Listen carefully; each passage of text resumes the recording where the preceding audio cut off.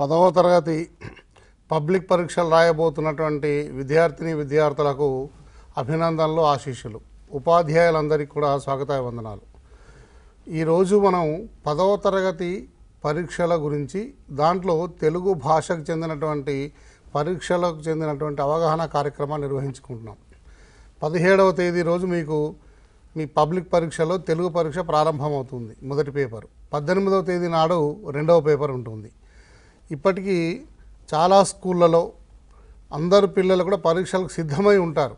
అయినప్పటికీ కూడా అక్కడక్కడ కొంతమంది పిల్లలకు భయాందోళనలు ఉంటాయి, కొన్ని చోట్ల అనుమానాలు ఉంటాయి, సందేహాలు ఉంటాయి. ఇంకా 10 రోజుల సమయం మీ వద్ద ఉన్నది. ఈ రోజుతో మొదలుకుంటే పరీక్ష వరకు ఇంకా 10 రోజుల సమయం ఉంది. ఈ మధ్య కాలంలో మనకు ఉండేటువంటి సందేహాలను నివృత్తి చేసుకోవడానికి మరి రాష్ట్రంలో నిపుణులైనటువంటి పాఠ్యపుస్తకాల రూపకల్పనలో పాల్గొన్నటువంటి ఉపాధ్యాయులతోని మీకు ఈ సందేహ నివృత్తి కార్యక్రమం చేసి మీకు ఇంకా బాగా మీరు పరీక్షల్లో మరి బాగా సిద్ధమై రాయడానికి అనుగుణంగా ఈ కార్యక్రమాన్ని పాఠశాల విద్యాశాఖ ఏర్పాటు చేసింది. మీరు ఉదయం హిందీ సబ్జెక్టుకు చెందినటువంటి విషయాలు తెలుసుకొని ఉంటారు. ఈరోజు మనం తెలుగు సబ్జెక్టు గురించి తెలుసుకుంటున్నాం. అట్లాగే మనకు 9వ తేదీ రోజు ఉదయం మీకు సైన్స్కు సంబంధించినటువంటివి, మీకు ఫిజికల్ సైన్స్, బయాలజికల్ సైన్స్ గురించి ఉదయం ఉంటుంది. మధ్యాహ్నం ఇట్లాగే మీకు ఆ రోజు సాంఘిక శాస్త్రం గురించినటువంటి అంశాలపైన అవగాహన కల్పిస్తాం. అట్లాగే 10వ తేదీ తర్వాత మళ్ళీ మనకు నెక్స్ట్ అంటే 9వ తేదీ రోజు ఇవి అయిపోయినాక 10వ తేదీ రోజు మీకు ఉదయము ఆంగ్లం ఉంటుంది, మధ్యాహ్నము గణితం ఉంటుంది. కాబట్టి ఈ కాలాన్ని మీరు పూర్తిగా సద్వినియోగం చేసుకోండి. తల్లిదండ్రులకు కూడా మరి ఒక విన్నపం ఏంటంటే, ఇది మీకు కేబుల్ టీవీ ద్వారా మన టీవీ ఛానల్ 1లో మీకు ప్రత్యక్ష ప్రసారం అవుతుంది. కాబట్టి మీరు కూడా చూస్తే మీ పిల్లలకు తగిన సహాయ సహకారాలు ఇవ్వడానికి, కొంత మీరు వాళ్ళకు మరి ఆత్మవిశ్వాసం నింపడానికి, వాళ్ళకు కొంత మనోబలాన్ని చేకూర్చడానికి ఇది దోహదపడుతుంది. మిత్రులారా, ఈరోజు మనకు ఈ కార్యక్రమంలో మీరు జాగ్రత్తగా పిల్లలందరూ ఒక నోట్బుక్ కూడా దగ్గర పెట్టుకోండి, టెక్స్ట్ బుక్ కూడా దగ్గర పెట్టుకోండి. ఏమైనా అనుమానాలు ఉంటే మీరు మాట్లాడడానికి, చర్చించడానికి అవకాశం ఉంటుంది. ఇప్పుడు జరుగుతున్న కార్యక్రమంలో మీకు 2 గంటల 45 నిమిషాల వరకు పరీక్షలకు చెందినటువంటి ప్రశ్నలు ఎట్లా ఉంటాయి, వాటికి మార్కులు ఎట్లా ఉంటాయి, ఎట్లా కేటాయిస్తారు, ఏ రకంగా మీరు సిద్ధం కావాలనేటువంటి విషయం పైన మనతో మాట్లాడడానికి మనకు ప్రసాద్ గారు, ఎల్ఎం ప్రసాద్ గారు, పాఠ్యపుస్తక రచయిత, అనేక రకాలైనటువంటి భాషా కార్యక్రమాలు పాల్గొన్నటువంటి విశేషమైన విషయ నిపుణుడు. ఆయన మీకు మనతో మాట్లాడతారు. అట్లాగే అటుపక్క కూర్చున్న వ్యక్తి గాజుల రవీందర్ గారు, కరీంనగర్లో పనిచేస్తారు. వాళ్ళు కూడా పాఠ్యపుస్తక రచయిత, అట్లాగే అనేక భాషా కార్యక్రమాలు పాల్గొన్నటువంటి విషయ నిపుణులు. కాబట్టి వీరి ద్వారా వారు చెప్పేటువంటి విషయాలు మీరు ఒక నోట్బుక్లో రాసుకోండి. మీరు ఇంకొక అంశం ఏంది అని అంటే, మీరు ఈ మొదటి సెషన్ అంటే 2 గంటల 45 నిమిషాలు అయిపోయిన తర్వాత ఒక 5 నిమిషాలు మీకు కొంత విరామ కాలం ఇస్తాం. ఆ సమయంలో మీరు అడగదలుచుకున్నటువంటి అంశాలన్నింటినీ కూడా మీరు ఒక నోట్బుక్లో ప్రశ్నలు రాసుకోండి. ఆ రాసుకున్నటువంటి ప్రశ్నలను మీకు స్క్రోల్ ఇస్తాం మేము. ఆ నెంబర్కు మీరు నేరుగా అడిగితే ఆ నెంబర్కు మీరు రాష్ట్ర వ్యాప్తంగా కూడా మీతో పాటు ఇతర విద్యార్థులకు కూడా అనుమానాలు నివృత్తి పొందేటువంటి అవకాశం లభిస్తుంది. మీరు అడిగేటువంటి ప్రశ్నలు సూటిగా ఉండాలి, అట్లాగే సంక్షిప్తంగా ఉండాలి. మన వాళ్ళు చెప్పేటువంటి యొక్క సమాధానాలు మీకు ఉపయోగకరంగా ఉంటాయి. కాబట్టి వాటిని కూడా మీరు జాగ్రత్తగా నోట్ చేసుకోవాల్సి ఉంటుంది. మొదటి సెషన్లో ఇప్పుడు మనకు 1:45 మన ఈ 2 గంటల నుంచి 2:45 వరకు మన విషయ నిపుణులు చెప్పేటువంటి విషయాలు జాగ్రత్తగా వినండి. అట్లాగే 5 నిమిషాల విరామంలో ప్రశ్నలు రాసి పెట్టుకోండి. ఆ తర్వాత మీకు ప్రశ్నోత్తర కార్యక్రమం ఉంటుంది, ఒక 45 నిమిషాల పాటు. మీరు అడిగేటువంటి అన్ని రకాల ప్రశ్నలకు కూడా మరి సమాధానాలు మన వాళ్ళు ఇస్తారు. కాబట్టి ఎలాంటి చీకు చింత లేకుండా సంవత్సర కాలం పాటు మీరు చదువుకున్నటువంటి అంశాలను ఒక క్రమ పద్ధతిలో, ఒక సందర్భోచితంగా, సమయోచితంగా మీరు ప్రశ్నాపత్రానికి అనుగుణంగా మీరు జవాబులు రాయాలని కావలసినటువంటి అవగాహన సదస్సు ఇప్పుడు మీకు నిర్వహిస్తున్నాం. కాబట్టి ఇప్పుడు మన విషయ నిపుణులతో విషయాలు తెలుసుకునే ప్రయత్నం చేద్దాం. ప్రసాద్ గారు, ఇప్పుడు తెలుగు భాష అంటేనే భాషా సామర్థ్యాలు ఉంటాయని అనుకున్నాం. బహుశా పాఠశాల దశలో 10వ తరగతి చివరిది. ఎందుకంటే 10వ తరగతి తర్వాత వాళ్ళు తెలుగు తీసుకోవచ్చు, తీసుకోకపోవచ్చు. కాబట్టి భాషాపరంగా ఇప్పుడు జరిగేటువంటి అంటే బోధన సామర్థ్యాలను దృష్టిలో పెట్టుకొని జరిగింది. పాఠ్యపుస్తకాల రూపకల్పన కూడా సామర్థ్యాలకు అనుగుణంగానే ఉన్నది. కాబట్టి మరి పబ్లిక్ పరీక్షల్లో ఏ సామర్థ్యాలను దృష్టిలో పెట్టుకొని ఈ ప్రశ్నాపత్రాలను మనం తయారు చేశారు? పిల్లలందరికీ శుభాశీస్సులు. ఉపాధ్యాయ మిత్రులందరికీ నమస్కారం. ఈ 10వ తరగతి పరీక్షలకి సిద్ధమవుతున్న పిల్లలు, మీకు ప్రశ్నలు ఏ సామర్థ్యాలు దృష్టిలో పెట్టుకొని వస్తాయి? మనకు పాఠ్యపుస్తకంలో ప్రతి పాఠం వెనుక కొన్ని సామర్థ్యాలు ఇచ్చారు, వాటికి అనుగుణంగా అభ్యాసాలు కూడా ఇచ్చారు. అందులో అవగాహన, ప్రతిస్పందన, తర్వాత స్వీయ రచన, పదజాలము, సృజనాత్మకత, వ్యాకరణము అనే 5 సామర్థ్యాలను దృష్టిలో పెట్టుకొని పరీక్షల్లో ప్రశ్నలు అడగడం జరుగుతుంది. వీటిల్లో ఒక 2 సామర్థ్యాలను అంటే స్వీయ రచన, పదజాలం అనే వాటిని పేపర్ 1 కింద ఇస్తున్నారు. అవగాహన, ప్రతిస్పందన, సృజనాత్మకత, వ్యాకరణం అనే ఈ 3 సామర్థ్యాలను పేపర్ 2 కింద ఇస్తున్నారు. పేపర్ 1 40 మార్కులకు ఉంటుంది, పేపర్ 2 40 మార్కులకు ఉంటుంది. మొత్తం మీద ప్రశ్నాపత్రం 80 మార్కులు ఉంటుందన్నమాట. మనకు రవీంద్ర గారు, ఇప్పుడు మనకంటే స్థూలంగా దాదాపు ఇప్పటికీ పిల్లలకు టీచర్లకు కూడా ఈ విషయం మీద తెలుసు. అంటే అవగాహన మనకు ఈ కల్పించేటువంటి కార్యక్రమంలో పబ్లిక్ పరీక్షలో 80 మార్కులు, 20 మార్కులు ఆల్రెడీ స్కూల్ లెవెల్లో జరిపినటువంటి నిర్మాణాత్మక మూల్యాంకనం చెందిన అంశాల ద్వారా పంపిస్తున్నారు. అవి వచ్చేస్తాయి. అవి ఈ 80 మార్కుల్లో పిల్లలకు మంచి మార్కులు రావడానికి, పిల్లలు బాగా రాయడానికి ఇవాళ కొంచెం మనం ఈ కార్యక్రమం నిర్వహించుకుంటున్నాం. మనం ఈ సామర్థ్యాలలో ప్రధానంగా ఎక్కువ ఇబ్బంది పడుతున్న సామర్థ్యాలు ఏమేమి ఉంటాయి మీ అనుభవంతో? తరగతి గదిలో మనం చూసినట్టయితే ఇది చాలామంది పిల్లలు స్వీయ రచనకు సంబంధించినటువంటి అంశాలలో ఎక్కువగా ఇబ్బంది పడుతున్నట్టు మన దృష్టికి వస్తున్నది.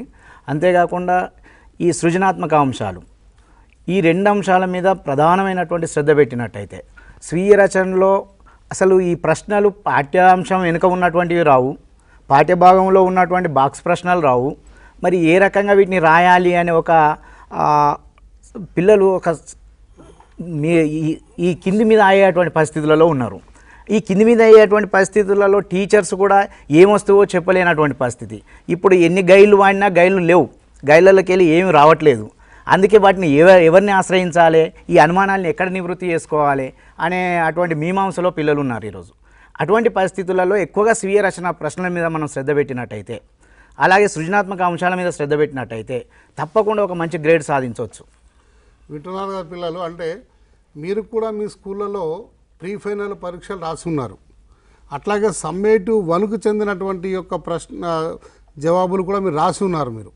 మీకు తెలిసి ఉంటుంది మనకు తెలుగులో మార్కులు చాలా సులభంగానే వస్తాయి అనేటువంటి అంశము అది నగ్న సత్యం. అది అయితే మనకు 10 పాయింట్స్ రావాలి, ఇంకా బాగా రాయాలనేటువంటి విషయానికి వచ్చినప్పుడు మనము వీళ్ళ ద్వారా కొన్ని మెలకువలను, కొన్ని రాసే విధానాలను, మనకి ఎందుకు మార్కులు రావడం లేదు అనేటువంటి కోణంలో మనం కొంచెం తెలుసుకునేటువంటి ప్రయత్నం చేద్దాం. మనం వాస్తవానికి మనకు ఉండేటువంటి సామర్థ్యం అవగాహన ప్రతిస్పందనలో మనకు చదవడానికి అంటే ఏదైనా విషయము అది గద్యాంశం కానీ పద్యాంశం కానీ చదవడానికి ఇచ్చినటువంటి అంశాన్ని చదివి అర్థం చేసుకొని దానికి సంబంధించినటువంటి యొక్క ప్రశ్నలకు మనం మరి ఏ రకమైన ప్రశ్నలు ఇస్తే ఆ రకమైన సమాధానాలు, మనకు మల్టిపుల్ చాయిస్ కానీ లేకుంటే ఒక అంశాన్ని పట్టిక రూపంలో రాయడం కానీ ఏ రూపంలోనే అడగవచ్చు వాళ్ళు. అట్లా అడిగినటువంటి యొక్క సందర్భంలో చదివిన అంశానికి ఆధారంగా మనం జవాబులు రాయడం అనేది అవగాహన ప్రతిస్పందనలో అడుగుతాం మనం. ఇక మిగతా సామర్థ్యాలు మీకు తెలిసిన స్వీయ రచన అంటే సొంతంగా రాసేదని, సృజనాత్మకత అని అంటే మనకు తెలిసిన వాటిని విభిన్న రూపాలు వ్యక్తం చేయడం అని, పదజాలం అంటే మనకు నానార్థాలు కావచ్చు, పర్యాయ పదాలు కావచ్చు, వ్యతిరేక పదాలు కావచ్చు, లేకుంటే ప్రకృతి యుక్తులు కావచ్చు, ఇట్లాంటివన్నీ వ్యుత్పత్తి అర్థాలని పదజాలంలో వస్తాయి, సొంత వాక్యాలు లాంటివి. మనకు చివరకు ఉండేటువంటిది వ్యాకరణ అంశాలు. ఈ వ్యాకరణ అంశాల గురించి కూడా ఎన్ని రకాల ప్రశ్నలు ఉంటాయి, ఎట్లా వస్తాయి అనేది మనం ఇద్దరు మాట్లాడదాం. మనం ప్రధానంగా మీకు ఎక్కువగా, ఎందుకంటే స్వీయ రచన అంటే మీరు సొంత మాటల్లో ప్రశ్నను చదివి అర్థం చేసుకొని ఆలోచించి రాసేయడానికి ఉద్దేశించినవి కాబట్టి ఈ ప్రశ్నల యొక్క స్వభావం ఏంటిది, ఈ ప్రశ్నలు ఎట్లా ఉంటాయి, వీటికి జవాబులు ఎట్లా రాయాలనేటువంటిది మనం తెలుసుకోవాల్సిన అవసరం ఉన్నది. దీని మీద మీకు స్పష్టత వస్తే మీరు ఏ ప్రశ్నలు ఇచ్చినా దానికి ఎలా జవాబు రాయాలనేటువంటిది కొంత మీకు మెలకువలు మీరు అభ్యాసం చేయడానికి అవకాశం ఉంటుంది మనకు. ప్రసాద్ గారు, ఇప్పుడు స్వీయ రచనలో 2 రకాల ప్రశ్నలు ఉంటున్నాయి. అంటే ఒకటి చిన్న సమాధానం, అంటే చిన్నగా సమాధానాలు రాసే, చిన్నగా అంటే 5-6 వాక్యాలు, లఘు సమాధానం అంటాం. అట్లాగే వ్యాసరూప సమాధానాల ప్రశ్నలు అంటే 10 నుంచి 12 వాక్యాలు. సరే, కొన్ని సందర్భాల్లో 2 వాక్యాలు ఎక్కువ రాసినా నష్టం లేదు. సో ఈ ప్రశ్నలు పిల్లలు ఆలోచనలతో రాసేటివి. ఇంతకుముందు రవీందర్ చెప్పినట్లు ఇవి పుస్తకం వెనుక ఉండేటువంటి ప్రశ్నల్లోంచి రావు. ఆల్రెడీ మీకు సమ్మేటివ్ అను ఎగ్జామినేషన్లో మీకు ఈ అనుభవం కలిగి ఉంటుంది. రెండవది, బాక్స్ క్వశ్చన్లు కూడా ఉన్నట్టుగా రావు మీకు. సో ఈ ప్రశ్నలు మరి ఎక్కడి నుంచి వస్తాయి? పుస్తకంతో సంబంధం లేనివి వస్తాయా, లేకుంటే పుస్తకంలో ఉండేటువంటి అంశానికి ఆధారం చేసుకొని వస్తాయా?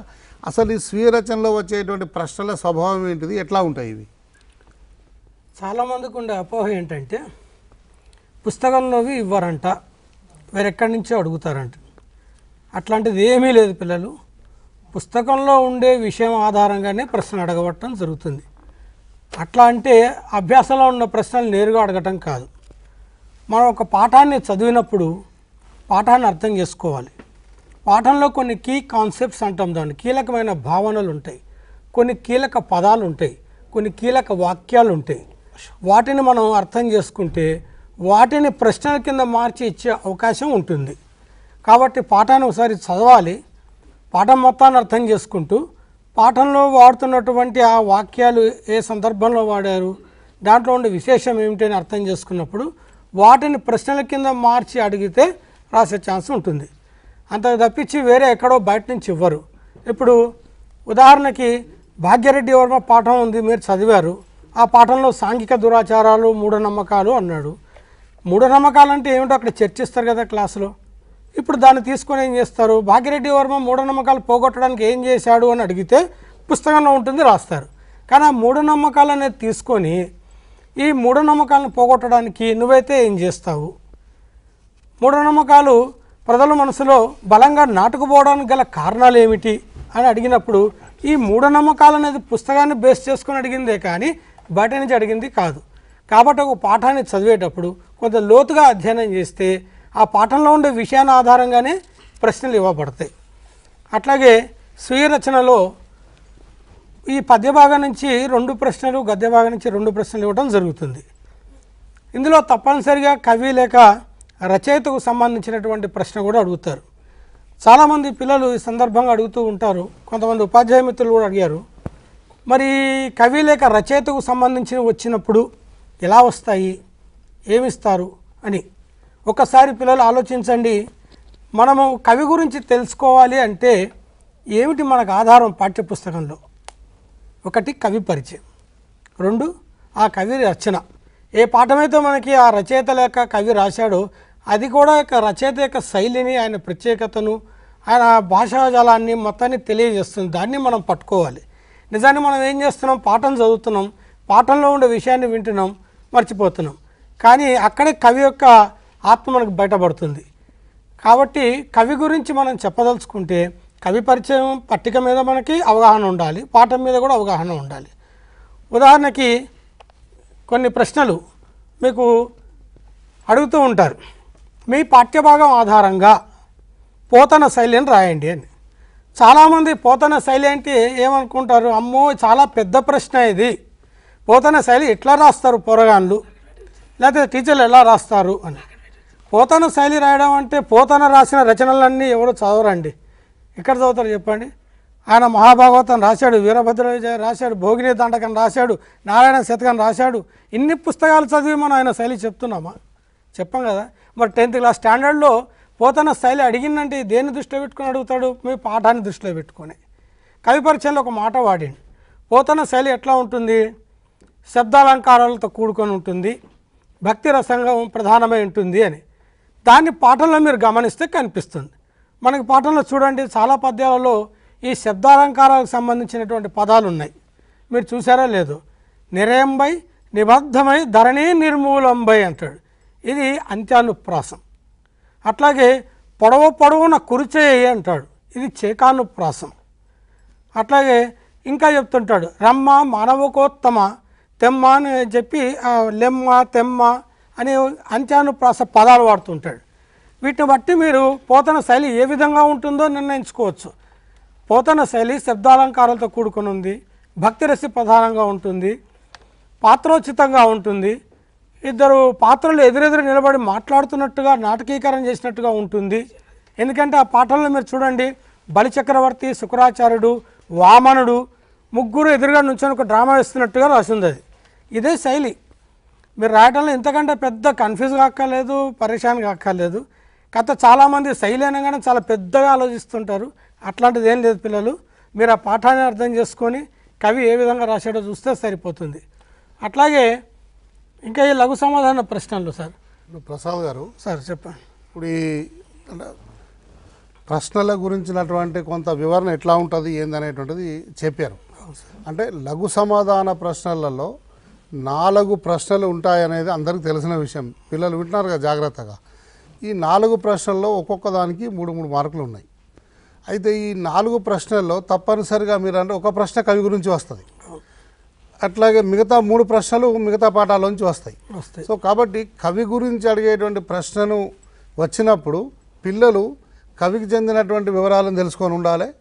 ఆ పాఠం ఎట్లా చదువుకొని ఉంటారు కాబట్టి పాఠంలో ఉండే పదాలు ఎట్లా ఉన్నాయి, పాఠంలో ఉండేటువంటి వాక్యాలు ఎట్లా ఉన్నాయి, ఆ భాష చదువుతుంటే అర్థమవుతున్నదా లేదా, దాంట్లో ఏమైనా కొంచెం అలంకారయుతమైనటువంటి పదాలను వాడాడా, చదువుతుంటే మనలో ఒక రకమైన భావన, ఆనందం, అనుభూతి ఏమైనా కలుగుతున్నదా, ఇది పిల్లలు కూడా పట్టుకోగలుగుతారు. అంటే పిల్లలు జాగ్రత్తగా మీరు ఈ కవి పరిచయానికి చెందినటువంటి యొక్క ప్రశ్నలను మీరు చాలా జాగ్రత్తగా మీరు ఒక్కసారి చదివితే మీకు అర్థమవుతుంది. కవి గురించిన వివరాలు రాయండి అంటే పట్టికలో ఉన్నాయి రాస్తే సరిపోతుంది. కవి యొక్క గొప్పతనం రాయండి అంటే పాఠమును ఆధారం చేసుకొని రాయాలి. అట్లాగే ఆయన రాసిన రచనలు కూడా మనం పేర్కొనవచ్చు. ఈయన ఇన్ని రచనలు చేశాడు, అది కూడా ఆయన గొప్పతనమే. అది ఆయన రచన ఇట్లా ఉంటుంది, ఆయన పాఠమును బట్టి మనం ఆధారం చేసుకొని రాస్తే సరిపోతుంది అంటారు. అయితే దీనికి సంబంధించినటువంటివి కొన్ని ప్రశ్నలు పిల్లలకు చెప్పండి, స్లైడ్ కానీ ఉపయోగించి. తప్పకుండా. ఇప్పుడు ఈ ప్రశ్నలు ఎట్లా ఉంటాయి ఒకసారి ఆ స్లైడ్లో చూద్దాం మనం. మీరు చూస్తున్నట్లయితే స్లైడ్ మీద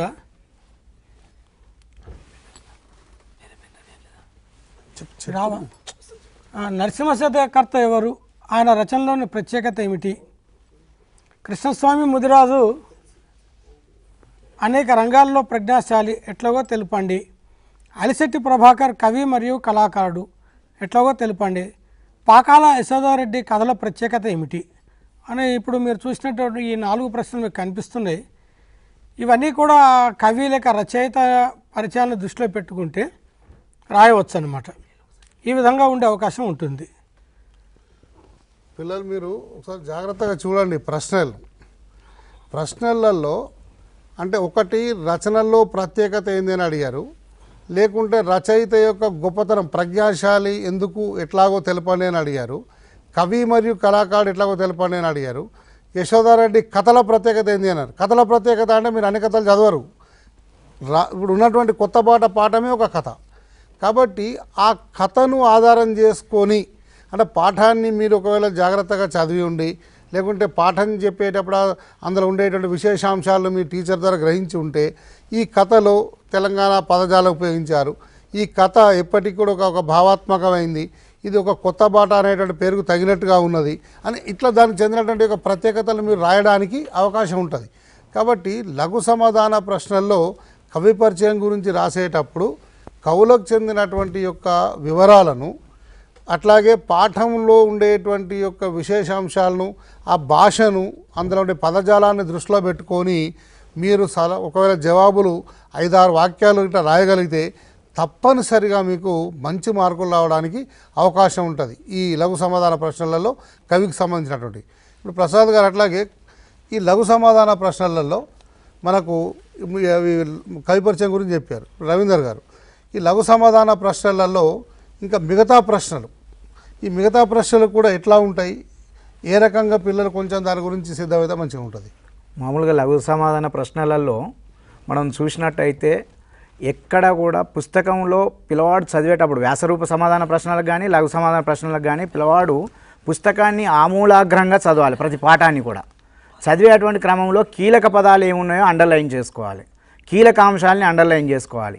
ఆ కీలకాంశాల మీద ఏ రకమైనటువంటి ప్రశ్నలు రావచ్చు, ఆ కీలకాంశాలు ఏమిటి, వాటిని మనం ఎట్లా వస్తే పరీక్షలో వస్తే వాటిని మనం ఎట్లా రాయాలి అనే దాన్ని దృష్టిలో పెట్టుకోవాలి. అట్లా దృష్టిలో పెట్టుకున్నప్పుడు లఘు సమాధాన ప్రశ్నలు ముఖ్యంగా ఆ పాఠానికి సంబంధించినటువంటి ఆంతర్యం ఏమిటి, ఆ పాఠం దేనికోసం ఉద్దేశించబడ్డది, ఆ ఉద్దేశించబడినటువంటి ఆ పాఠం ఇచ్చేటువంటి సందేశం ఏమిటి, ఆ సందేశం అనుగుణంగా ప్రశ్నలు తయారు చేయబడతాయి. ఆ ప్రశ్నల్ని ముఖ్యంగా సమర్థించండి లేదా విశ్లేషించండి, వివరించండి అనేటువంటి సందర్భంలో ఏ ప్రశ్న అడిగాడు, దాన్ని సమర్థించమన్నాడా, విశ్లేషించమన్నాడా, వివరించమన్నాడా అనేది దృష్టిలో పెట్టుకొని రాసినట్టయితే ఆ కీలక పదాలని ఆ దిశగా తను రాయడానికి అవకాశం ఉంటుంది.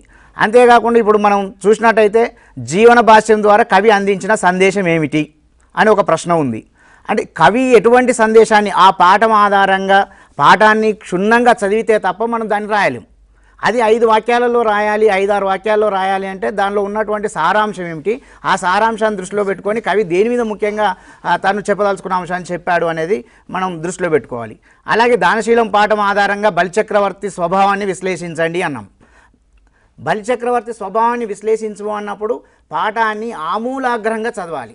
బలిచక్రవర్తి ఏ సందర్భంలో ఎట్లా వ్యవహరించాడు, తను దానం ఇచ్చేటువంటి సందర్భంలో వద్దని చెప్పినటువంటి గురువు మాటను విన్నాడా వినలేదా, మరి గురువు మాటను విననటువంటి వాడు నిజమైనటువంటి దానకర్త ఎట్లా అవుతాడు అనేటువంటి చాలా సందేహాలు వస్తూ ఉంటాయి. దాన్ని సమర్థించేటట్టు, విశ్లేషించేటట్టు, సమర్థించేటట్టు ప్రశ్నలు అనేటివి ఉండాలి. ఇంకొకటి ఏమిటి అంటే ఆ స్వభావాన్ని చదివేటప్పుడు పూర్తిగా ఆ పాత్ర స్వభావంలోకి పరకాయ ప్రవేశం చేయాలి విద్యార్థి. పరకాయ ప్రవేశం చేస్తేనే ఆ స్వభావాన్ని మనం బాగా రాయగలుగుతాం. ఇప్పుడు పిల్లలు వింటున్నారు కదా, మీరు ప్రధానంగా ఒకసారి జాగ్రత్తగా చూస్తే ఇవి పాఠంలో ఉండేటువంటి విషయానికి చెందిన ప్రశ్నలే మొదటి విషయం. రెండవది, ఈ విషయం మీకు అర్థమైతే దాని గురించి మీరు ఏదైనా రాయగలుగుతారు. ఇప్పుడు మీరు ఈ ప్రశ్నలకు చెందినటువంటి వాక్యాలలో చివరి పదాలను జాగ్రత్తగా చూడండి. కొన్ని చోట్ల విశ్లేషించండి అని ఉన్నది, లేకుంటే సమర్థించండి అని ఉన్నది, లేకుంటే వివరించండి అని ఉన్నది. అంటే అన్నిటికీ ఒకే రకంగా జవాబులు రాయకూడదు. ఇప్పుడు ప్రసాద్ గారు సమర్థించండి అని అన్నాం అనుకోండి, ప్రశ్నలో సమర్థించండి అనేటువంటి ప్రశ్నకు పిల్లల జవాబులు ఎట్లా రాయాలి, అట్లాగే వివరించండి అనే ప్రశ్న వచ్చింది ఎట్లా రాయాలి, అట్లాగే లేకుంటే విశ్లేషించండి అనే పదం వాడుతుంటారు, ఎట్లా రాయాలి జవాబులు పిల్లలు? ఇప్పుడు సమర్థించండి అని అడిగినప్పుడు దాన్ని తప్పకుండా సమర్థించాల్సి ఉంటుంది. నేను అక్కడ ఇచ్చిన స్టేట్మెంట్ ఎవరి భాష వాళ్లకు వినసొంపు, నేను దీన్ని సమర్థిస్తున్నాను, ఎందుకనగా ఎందుకు సమర్థిస్తున్నావో సరైన కారణాలతో రాయాలి. అలా రాసినప్పుడు ఏమవుతుందంటే చాలా స్పష్టంగా మీ సమర్థన కారణాలు కనిపిస్తాయి. అందుకని ఏదైనా సరే సమర్థించండి అన్నప్పుడు దాన్ని సమర్థిస్తూ సరైన కారణాలు మనం చూపిస్తూ రాయగలిగితే మీరు మంచి జవాబు రాసినట్టు అవుతుంది. అది గుర్తుపెట్టుకోండి. అయితే రాసే క్రమంలో కూడా ఎందుకంటే ఎదుటివాడిని ఇంప్రెస్ చేసేటట్టుగా ఉండాలి. మీరు నిజంగా విషయం మంచిగానే రాస్తున్నారు, కానీ మీరు రాసిన జవాబు దిద్దే టీచర్కు అంటే ఉపాధ్యాయుడికు చదవాలి అనిపించేటట్టుగా ఉండాలి. అంటే ఆ జవాబు ఎత్తుకోవడంలోనే మీరు ఇట్లా రాయాల్సి ఉంటుంది. ఎవరి భాష వాళ్ళకు వినసొంపు అనే విషయాన్ని నేను సమర్థిస్తున్నాను, ఎందుకనగా ఎందుకు, దానికి కొన్ని పాయింట్స్ మీరు రాయాలిగో ఈ కారణాల చేత నేను సమర్థిస్తున్నానని చివరిలో రావాలి. ఇలా రాస్తే మంచి ఇంప్రెషన్ పడి మార్కులు ఎక్కువ వచ్చే అవకాశం ఉంటుంది. అట్లాగే మిగతా వాటిల్లో మీరు పరిశీలించినప్పుడు వివరించండి అని ఉంటుంది. ఇందాక మీరు స్లైడ్లో ఒక ప్రశ్నను చూశారు. పరాయి పాలనలో తెలంగాణ సమాజం ఎంతో క్షోభను సంక్షోభాన్ని అనుభవించింది, ఎట్లాగో వివరించండి అన్నాడు. దీన్ని వివరించడం ఏంటి? వివరించడం అంటే అది ఎలా జరిగిందో ఒక 2-3 పేరాల్లో రాయడం. ఎలా ఈ పరాయి పాలన వచ్చింది, పరాయి పాలనలో ఈ తెలంగాణ సమాజం ఎక్కడెక్కడ వివక్షతకు గురైంది, ఎక్కడెక్కడ క్షోభకు గురైంది అనే అంశాలను పేర్కొంటూ వివరిస్తే దాన్ని వివరించి రాయడం అవుతుంది. ఒకవేళ దాన్ని ఏదన్నా సరే విశ్లేషించండి అని ఇచ్చాడు అనుకోండి, విశ్లేషణ అంటే మీరు చూస్తూ ఉంటారు ఈ ప్రశ్నలు చివరి వస్తుంటాయి, ఇవి ప్రతిదానికి ఒకేలా రాయడానికి కుదరదు. విశ్లేషించండి అంటే అనాలిసిస్ చేయటం. పిల్లలు మీరు టీవీలో చూస్తూ ఉంటారు, చర్చల్లో కూర్చున్నప్పుడు ఒక ఏదైనా అంశాన్ని తీసుకొని విశ్లేషిస్తూ ఉంటారు 2-3 కూర్చొని. అంటే దాని ముందు ఏం జరిగింది, తర్వాత ఏం జరుగుతుంది, మరి ఇలా జరగటం వల్ల వచ్చిన లాభం ఏంటి, నష్టం ఏంటి, ఎలా జరిగితే బాగుండు అనేది విశ్లేషణ. ఫర్ ఎగ్జాంపుల్ మీకు ఒకటి ఉదాహరణ చెప్తాను. పల్లెల్లో వస్తున్న మార్పులను విశ్లేషిస్తూ రాయండి అని ఒక ప్రశ్న ఇచ్చాడు అనుకో. జనరల్గా అందరూ ఏం రాస్తున్నారంటే పల్లెల్లో ఒకప్పుడు మట్టి రోడ్లు ఉండేవి, ఇప్పుడు డాంబర్ రోడ్లు వచ్చినాయి, ఇక నీళ్ళ వసతి వచ్చింది, పెద్ద పెద్ద బిల్డింగులు వచ్చినాయి అని రాస్తున్నారు. ఇవన్నీ భౌతికపరమైన బట్టి మార్పులు చెబుతున్నారు, పల్లెల్లో మార్పులు. కానీ పల్లె జీవన విధానంలో కూడా కొన్ని మార్పులు మనకు వచ్చాయి. అదే కొత్త పాఠం ఆధారంగా చెప్పాల్సి వచ్చింది. దాన్ని దృష్టిలో పెట్టుకోవాలి మనం. పల్లెల్లో ఒకప్పుడు ఉన్నటువంటి కుల వివక్షత కావచ్చు, అలాగే నిరక్షరాస్యత కావచ్చు, ఈనాడు దూరం అవుతున్నాయి. అవి వస్తున్న మార్పులు. అలాగే గొప్ప వేద అంతరాలు తొలగిపోతున్నాయి, అదో గొప్ప మార్పు. విద్య అనేది అందరికీ అందుబాటులోకి వచ్చింది. ఇట్లా ఈ విషయాలు కూడా చూపిస్తూ మన సంస్కృతిలో వస్తున్నటువంటి ఆచరణలో వస్తున్న మార్పులను కూడా చెప్తూ వస్తే విశ్లేషణ చేయటం అంటారు. అలా విశ్లేషించగలగాలి. మరి వీటికి సంబంధించి మిగతా విషయాలు చూద్దాం. ఓకే, ఇప్పుడు మనకు ఈ ప్రశ్నలలో కొన్ని అంశాలని జాగ్రత్తగా చూడండి. ఒకటి, వివరించండి అనేటువంటి పదం ఉన్నది. వివరించడం అంటే తెలిసిన దానిని సొంత మాటల్లో రాయడం, ఇది వివరించడం. అది నీకు ఏం తెలుసు ఆ విషయం, దాన్ని సొంత మాటల్లో వివరంగా రాయడాన్ని వివరించడం అంటాం. రెండవది విశ్లేషించడం అని పదం చెప్పాడు ప్రసాద్ ఇంతకుముందు. విశ్లేషణ అంటే ఇప్పుడు పల్లెల్లో వచ్చిన మార్పుల గురించి విశ్లేషించండి అని అంటే ఏం మార్పులు వచ్చినాయో రాస్తే వివరించడమే. విశ్లేషణ అంటే దానివల్ల ఏం జరిగింది, మంచి చెడా. ఇప్పుడు మనకు మీ గ్రామంలో పల్లెలో వచ్చిన మార్పులు రాయండి అంటే మా పల్లెలో ఇంతకుముందు చెరువులు ఇప్పుడు ఇంతకు చెరువులు ఉండేటివి, బావులు ఉండేటివి, నడక మార్గాన పొయ్యి వచ్చేది. ఇప్పుడైతే మన నల్లాలు వచ్చినాయి, బస్సులు వస్తున్నాయి, ఇవి వస్తున్నాయి అని రాస్తాం. ఇది విశ్లేషించడం కాదు, ఇది వివరించడమే. మరి విశ్లేషణ అంటే ఏంటిది, వీటి వల్ల ఏ మార్పు వచ్చింది, దానివల్ల ప్రయోజనం కలిగిందా లేకుంటే లాభం కలిగిందా అంటే ఒక అంశాన్ని తీసుకొని దానివల్ల కలిగినటువంటి పరిణామాలు లేదా ఫలితాలను గిట్లా రాస్తే అది విశ్లేషణ. సాధారణంగా విశ్లేషించి రాయండి అనేటువంటివన్నీ కూడా వ్యాసరూప సమాధానాలలో ఉంటాయి. కాబట్టి అంటే స్వీయ రచనలో వచ్చేటువంటి లఘు సమాధాన ప్రశ్నలైనా వ్యాసరూప సమాధాన ప్రశ్నలైనా ఒకే స్వభావాన్ని కలిగి ఉంటాయి. అందులో సొంతంగా రాయడం, ఆలోచించి రాయడమే అతి ప్రధానమైనవి. దాంట్లో కొన్ని అంశాలు ఏంది అని అంటే ఆ ప్రశ్నలకు ఉండేటువంటి ఆ పదబంధాలను మీరు దృష్టిలో పెట్టుకుంటే వాటి వల్ల మీకు మార్కులు ఎక్కువ రాయడానికి అవకాశం ఉంటుంది. ఇప్పుడు మనకు మీరు సమర్థిస్తున్నారా అన్నప్పుడు 2 కోణాల్లో రాయొచ్చు. అవును సమర్థిస్తున్నాను ఎందుకనగా అని 1 2 3 4 5 పాయింట్లు. లేదు నేను సమర్థించడం లేదు అంటే 1 2 3 4 5 పాయింట్లు. కాబట్టి వివరించడం అంటే సొంతంగా ఉన్న విషయాన్ని ఉన్నట్టుగా రాయడం. విశ్లేషించడం అంటే అంశంను రాసి దానివల్ల కలిగిన పరిణామాలు లేదా ఫలితాలు లేదా ప్రయోజనాలను లేదా నష్టాలను లేకుండా దానివల్ల ఉత్పన్నమైన పరిస్థితులను రాయడం విశ్లేషణ. అట్లాగే నెక్స్ట్ కారణాలు రాయడం అంటే మనకు తెలిసిపోయింది ఆల్రెడీ, దీనివల్ల ఏం జరిగింది, ఎందుకు అనే ప్రశ్న వచ్చింది అంటే కారణాలు రాస్తాం మనం. 1 2 3 4 5 అని కారణాలు. తర్వాత మనకు వచ్చేటువంటిది అభిప్రాయం రాయడం అనే ప్రశ్న ఉన్నది. అభిప్రాయాలు సమర్థించడం రెండు ఒకటే సుమారుగా ఇదే విధంగా. దీనిపైన నీ అభిప్రాయం ఏంది, నగరం వినపెట్టే లాంటిది, నీ అభిప్రాయం ఏంది అంటే అవును అని రాయొచ్చు, కాదు అని రాయొచ్చు. అంటే అభిప్రాయానికి సమర్థించడానికి కొంత దగ్గర సంబంధం ఉంటుంది. సమర్థించడానికి మీరు జవాబులు రాయగలిగితే అభిప్రాయాలకు కూడా రాసే శక్తి మీలో ఉన్నట్లే. అంటే పదాలు మారినంత మాత్రాన ఇబ్బంది పడకండి. తర్వాత మనకు ఇంకా దీనిలో ఇంకోటి ఏంటంటే అతి ముఖ్యమైనది, లఘు సమాధాన ప్రశ్నలు అయితే 6 నుంచి 8 వాక్యాలు రాయండి. ఒకవేళ వ్యాసరూప సమాధాన ప్రశ్నలు అయితే కనీసం 10 వాక్యాల నుంచి 12 వాక్యాలు రాయండి. 12 వాక్యాలే అడిగారు కదా అని చెప్పి మనం ఇంకొక 2 వాక్యాలు రాయాలి అని అనుకుంటే నష్టమేం లేదు, రాయండి. కాకపోతే ఈ రాసేటువంటి విధానంలో ఈ అంశాలను దృష్టిలో పెట్టుకుంటే ఏ విభాగం నుంచి ఎన్ని ప్రశ్నలు వస్తాయి వ్యాసరూపం అనేది మనం ఒకసారి తెలుసుకుందాం. ప్రసాద్ గారు, ఈ వ్యాసరూప సమాధాన ప్రశ్నలు మనకు ప్రశ్నాపత్రంలో ఉంటున్నాయి. ఈ వ్యాసరూప సమాధాన ప్రశ్నల్లో ఏ విభాగం నుంచి ఎన్ని వస్తే మొత్తం మార్కులు ఎన్ని ఉంటున్నాయి? ఇప్పుడు మీరు చూసినట్లయితే ఇక్కడ స్లైడ్స్ చూద్దాము. మీరు కూడా ఇంతకుముందు ప్రశ్నాపత్రంలో చూశారు. పద్య భాగం నుంచి 2 ప్రశ్నలు వస్తాయి, గద్య భాగం నుంచి 2 ప్రశ్నలు ఉంటాయి, అలాగే ఉపవాచకం నుండి 2 ప్రశ్నలు ఉంటాయి. ఇప్పుడు మీరు రాసేటప్పుడు కూడా ఇంటర్నల్ ఛాయిస్ ఉంటుంది, ఇది అందరికీ తెలిసిన విషయమే. ఈ మొత్తం 3 రాయాల్సి ఉంటుంది. ఒక్కొక్క దానికి 6 మార్కులు చొప్పున 3 6 18 మార్కులు ఉంటాయి దీనికి. అంటే వ్యాసరూప ప్రశ్నలకు 18 మార్కులు కేటాయించడం జరిగింది.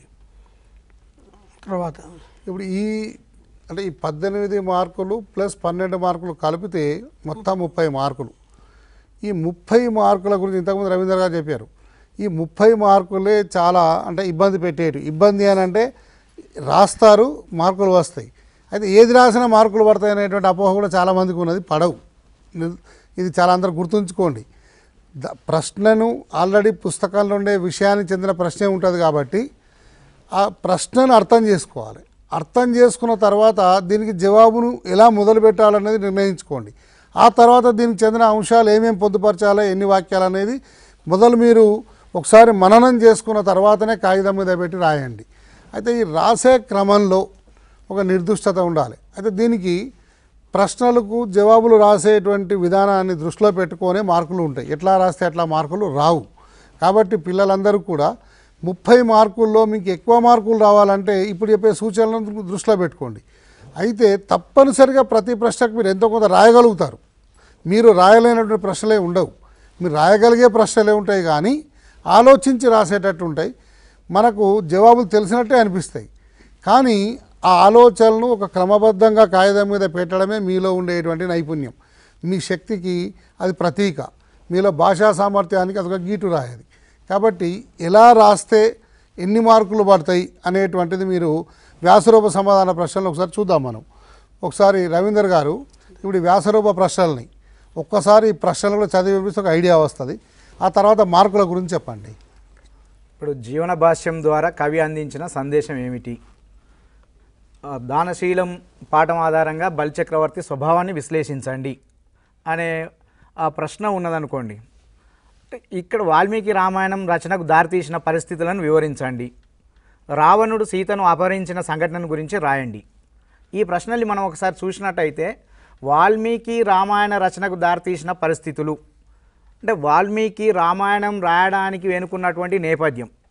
దానిలో మొట్టమొదట మనం రామాయణాన్ని అంతా క్షుణ్ణంగా చదివితే కానీ అసలు వాల్మీకి రామాయణం రాయాల్సినటువంటి అవసరం ఏమొచ్చింది, ఆ రోజు ఉన్నటువంటి సామాజిక స్థితిగతులు ఎట్లా ఉన్నాయి, ఆ స్థితిగతుల వెనుక అసలు వాల్మీకి ఎటువంటి సంఘటనలు ఎదుర్కొన్నాడు, ఎటువంటి సంక్షోభాన్ని ఎదుర్కొన్నాడు, తన హృదయంలో ఎంతటి బాధను అనుభవించాడు, ఆ అనుభవించినటువంటి బాధకు తను వాక్యరూపంని ఆ వాక్యరూపం వెళ్ళి కావ్యరూపంగా ఎట్లా మారింది అనే అంశాలని వివరంగా రాసినట్టయితే, అంటే విషయానుకూలంగా రాసినట్టయితే, ప్రశ్న ఏదైతే అడిగామో ఆ ప్రశ్న స్వభావాన్ని ఒక్కసారి గుర్తు తెచ్చుకోవాలి విద్యార్థి మనసులో. అసలు ఏమిటి ఆ ప్రశ్న? విషయానికి అనుగుణంగా మనం రాసినట్టయితే 3 మార్కులు. అంటే విషయం ఏమిటి, అసలు ప్రశ్న ఏమిటి, ప్రశ్న ఒకటి అడిగాడు, మనం జవాబు ఒకటి రాస్తే మార్కులు పడవు. ప్రశ్న వాల్మీకి రామాయణం రాయడానికి ఉన్నటువంటి నేపథ్యం ఏమిటి అన్నప్పుడు రామాయణం చాలా బాగుంది, రాముడి లక్షణాలు చాలా బాగున్నాయి, రాముని లక్షణాలు మన అందరికీ ఆదర్శవంతం అని రాస్తే మార్కులు పడవు. అడిగినటువంటి ప్రశ్న నేపథ్యం ఏమిటి అంటే రామాయణం రాయడానికి వాల్మీకిని పురిగొల్పినటువంటి పరిస్థితులను మనం పేర్కొనాలి. అలా విషయానుగుణంగా రాస్తే 3 మార్కులు వస్తాయి. విషయానుకూలంగా ఉండి అంతేకాకుండా దానికి తగినటువంటి పదజాలం వాడినట్టయితే పదజాలం కూడా అంటే అంత ఉదాత్తమైనటువంటి పదజాలాన్ని మనం ఉపయోగించాలి. ఆ పదజాలాన్ని వాడినట్టయితే దానికి 1 మార్కు వస్తుంది. వాక్య నిర్మాణ క్రమం కరెక్ట్గా ఉన్నట్టయితే 1 మార్కు వస్తుంది. దానిలో అక్షర దోషాలు లేకుండా రాస్తే 1 మార్కు. మొత్తం 6 మార్కుల్ని మనం విద్యార్థి ఆ వ్యాసరూప ప్రశ్నలకు కేటాయించవచ్చు. దానిలో విషయం అనుగుణంగా రాయడం ప్రధానం. దానిలో వాక్య నిర్మాణానికి సంబంధించినటువంటి ఆ నిర్మాణ క్రమం సరిగ్గా ఉండాలి. తర్వాత దోషాలు లేకుండా ఉండాలి, దోషరహితంగా ఉండాలి. రాసేటువంటి అంశాలు చూడడానికి చాలా బాగా ఉండాలి. ఒక క్రమ పద్ధతిలో ఇది పాటించినట్టయితే పూర్తిగా 6కు 6 మార్కులు వచ్చేటువంటి అవకాశం ఉంటుంది. ఇక్కడ పిల్లలందరూ ఒకటి ముఖ్యమైన సూచన గమనించండి. మీరు రాస్తున్న జవాబులో సగం మార్కులు విషయానికి ఉన్నాయి. విషయం అనంటే విషయం తెలిసినటువంటి ఆ జవాబును క్రమ పద్ధతిలో రాయడం, తెలిసినటువంటి జవాబుకు దాంట్లో ఒక రకమైనటువంటి అంటే అడిగినటువంటి కారణం అంటే కారణాలను చెప్పడం, లేకుంటే వివరించడం అంటే వివరించే రాయడం, లేకుంటే విశ్లేషణ అంటే దీనివల్ల ఇది జరిగింది అని చెప్పి రాయడం. అట్లా ఇదంతా ఒక విషయాన్ని క్రమ పద్ధతిలో సరైనటువంటి యొక్క రీతిలో గిట్ట దాన్ని రాస్తే మనం విషయానికి అనుగుణంగా ఉండడం అని అంటాం.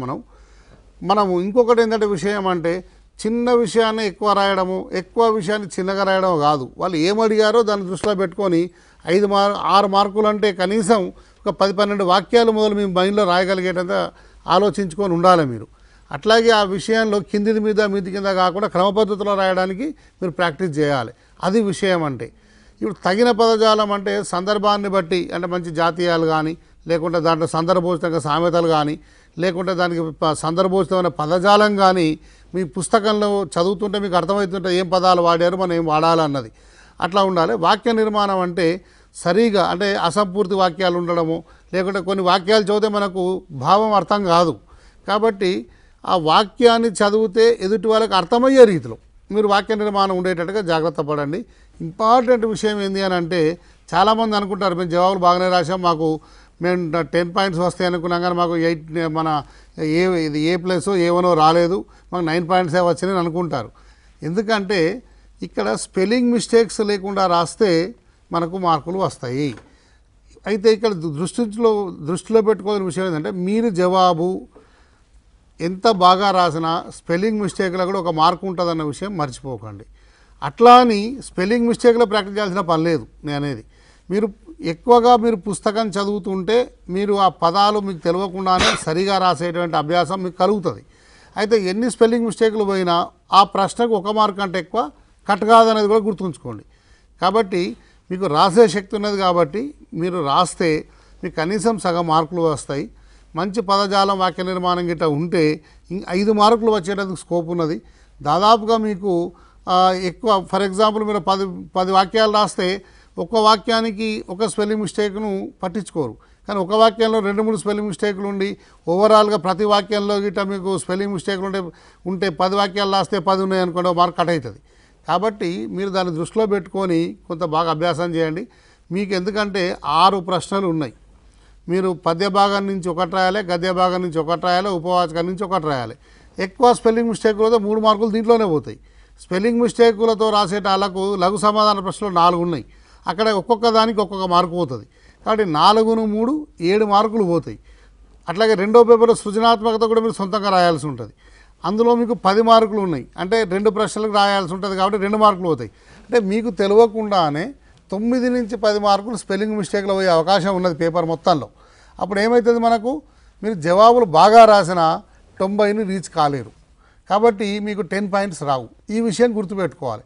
కాబట్టి ఇప్పుడు మీరు చేయాల్సింది ఏంటంటే మీకు తెలిసిన దాన్ని కొంచెం ఒకసారి మీరు మనసులో రాయగలిగిన దాన్ని మననం చేసుకుంటే మీరు ఆ పదాలన్నీ సరిగా రాయడానికి అది దోహదపడుతుంది. ఆ స్పెల్లింగ్ మిస్టేక్ జరగడానికి ఆస్కారం ఉండదు.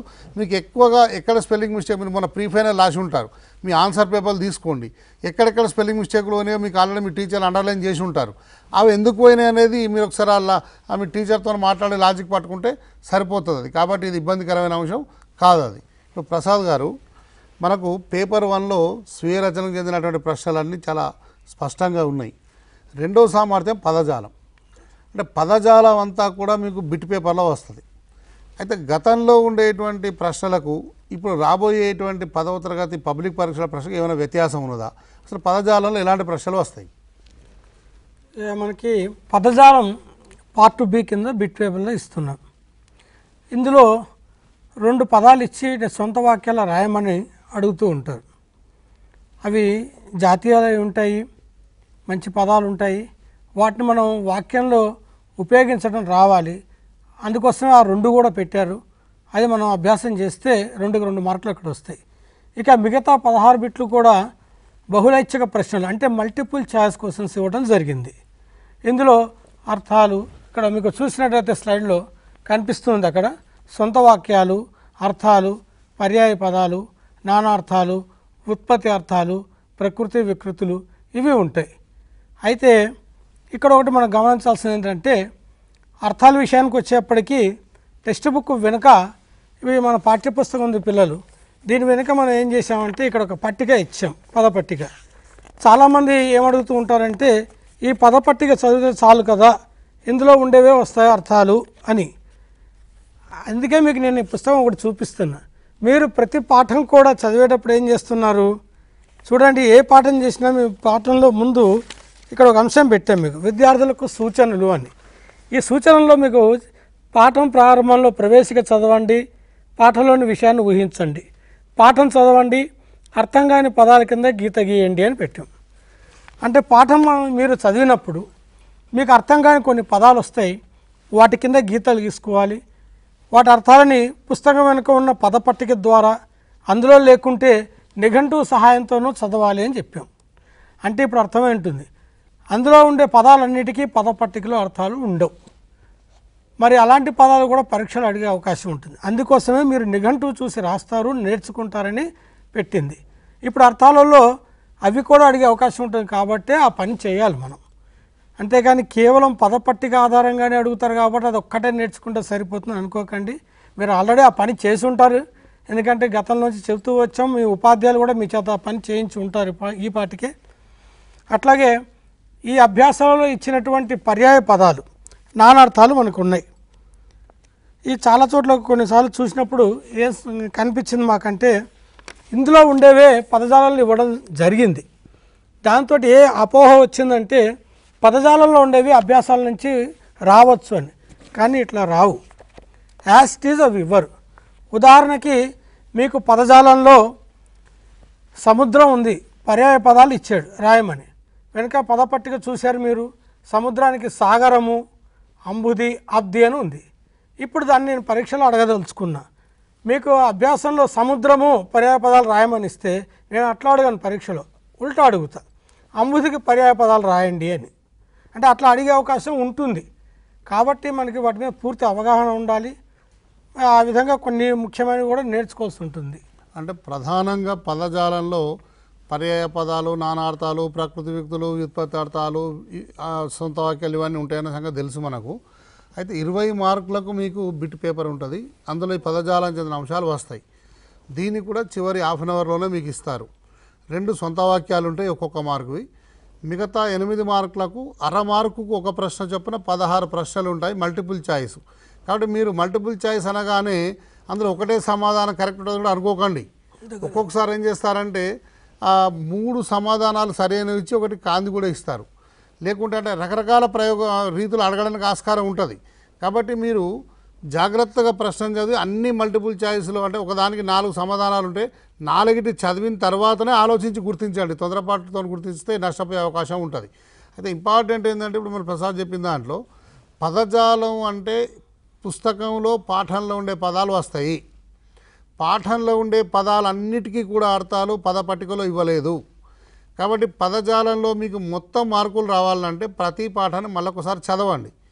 చదివితే మీకు ఎక్కడైతే అయినా పదానికి అర్థం తెలియదో దానికి అండర్లైన్ చేసుకోండి. అండర్లైన్ చేసిన పదానికి అర్థం ఏమి ఉంటుందో మీ డిక్షనరీ అని చూడండి, లేకుంటే మళ్ళొకసారి మీ టీచర్తోనన్నా మాట్లాడండి. మీకు పదజాలంలో మీకు ఇబ్బంది అనేటువంటిది ఎదురుకాదు. ఒక పదానికి అర్థం తెలిసింది అంటే మీరు సొంత వాక్యం రాయగలుగుతారు. అర్థం తెలియనప్పుడు సొంత వాక్యం రాయడం ఇబ్బంది అవుతుంది. అట్లాగే నానార్థాలు కూడా ఒకసారి పుస్తకం వెనుక ఇచ్చిన నానార్థాల పట్టిక చూడండి. పుస్తకం వెనుక ఉండే అంటే ఈ అభ్యాసాల్లో ఇచ్చినవి అయితే అసలే రావు. పాఠ్యపుస్తకం చివరి ఇచ్చిన పదజాల పట్టికలను ఒకసారి మొత్తం చూసుకోండి. నానార్థాలు కానీ పర్యాయ పదాలు కానీ అవన్నీ కూడా చూసుకుంటే అందులో మీకు ఏమున్నాయో తెలుస్తుంది. పాఠం మధ్యలో ఉన్నవి కూడా వస్తాయి. కాబట్టి పాఠం మధ్యలో ఉండే అంశాలను దృష్టిలో పెట్టుకొని ఇట్లాంటివి మీరు చేస్తే దీనివల్ల మీకు కొంత సరైనటువంటి అభ్యాసం కలుగుతుంది. ఇప్పుడు ఒకసారి మనం ఈ 2వ పేపర్కు చెందిన అంశాలు రవీందర్ గారు, ఇప్పుడు ఈ అవగాహన ప్రతిస్పందనకు 20 మార్కులు ఉంటాయన్నాం కదా, ఏ అంశాలకు ఎన్ని మార్కులు ఉంటాయి? మామూలుగా అవగాహన ప్రతిస్పందన కింద విద్యార్థికి 20 మార్కులు ఉంటాయి. ఈ అవగాహన ప్రతిస్పందనలో పరిచిత పద్యము, అపరిచిత పద్యము, తర్వాత పరిచిత గద్యము, అపరిచిత గద్యం 4 అంశాలు ఉంటాయి. పరిచిత పద్యం చుక్కబెట్టిన పద్యం నుండి తీసుకోబడుతుంది. అలాగే పరిచిత గద్యము మన రామాయణం నుండి ఉపవాచకం నుండి తీసుకోబడుతుంది. అపరిచిత పద్యము, అపరిచిత గద్యము ఇవి 2 కూడా సమాజంలో ఆ రోజు వరకు ఉన్నటువంటి అంటే సాహిత్య అంశాలని కానీ సామాజిక అంశాలని కానీ అపరిచిత గద్యం కింద తీసుకుంటే, తర్వాత అపరిచిత పద్యంలో వేమన, సుమతి ఇలాంటి శతకాల నుండి అంటే కేవలం వేమన, సుమతి శతకాలు మాత్రమే రావు. అవే వాటికే బౌండ్ అయిపోయి విద్యార్థులు అంతవరకే ఆ 2 శతకాలను చదువుకొని వాటిలోకి వెళ్ళి వస్తాయని ఒక అపవాదు ఉన్నది. అవి కాకుండా సమాజంలో బాగా ప్రసిద్ధి పొందినటువంటి పద్యాలు ఏవైతే ఉన్నాయో వాటిని కూడా మనం అపరిచిత పద్యం కింద తీసుకుంటాం. ఇలా ఒక్కొక్క దానికి 5 మార్కులు చొప్పున, పరిచిత గద్యానికి 5 మార్కులు, అపరిచిత గద్యానికి 5 మార్కులు, పరిచిత పద్యానికి 5 మార్కులు, అపరిచిత పద్యానికి 5 మార్కులు చొప్పున 20 మార్కులు కేటాయించుకోవడం జరిగింది.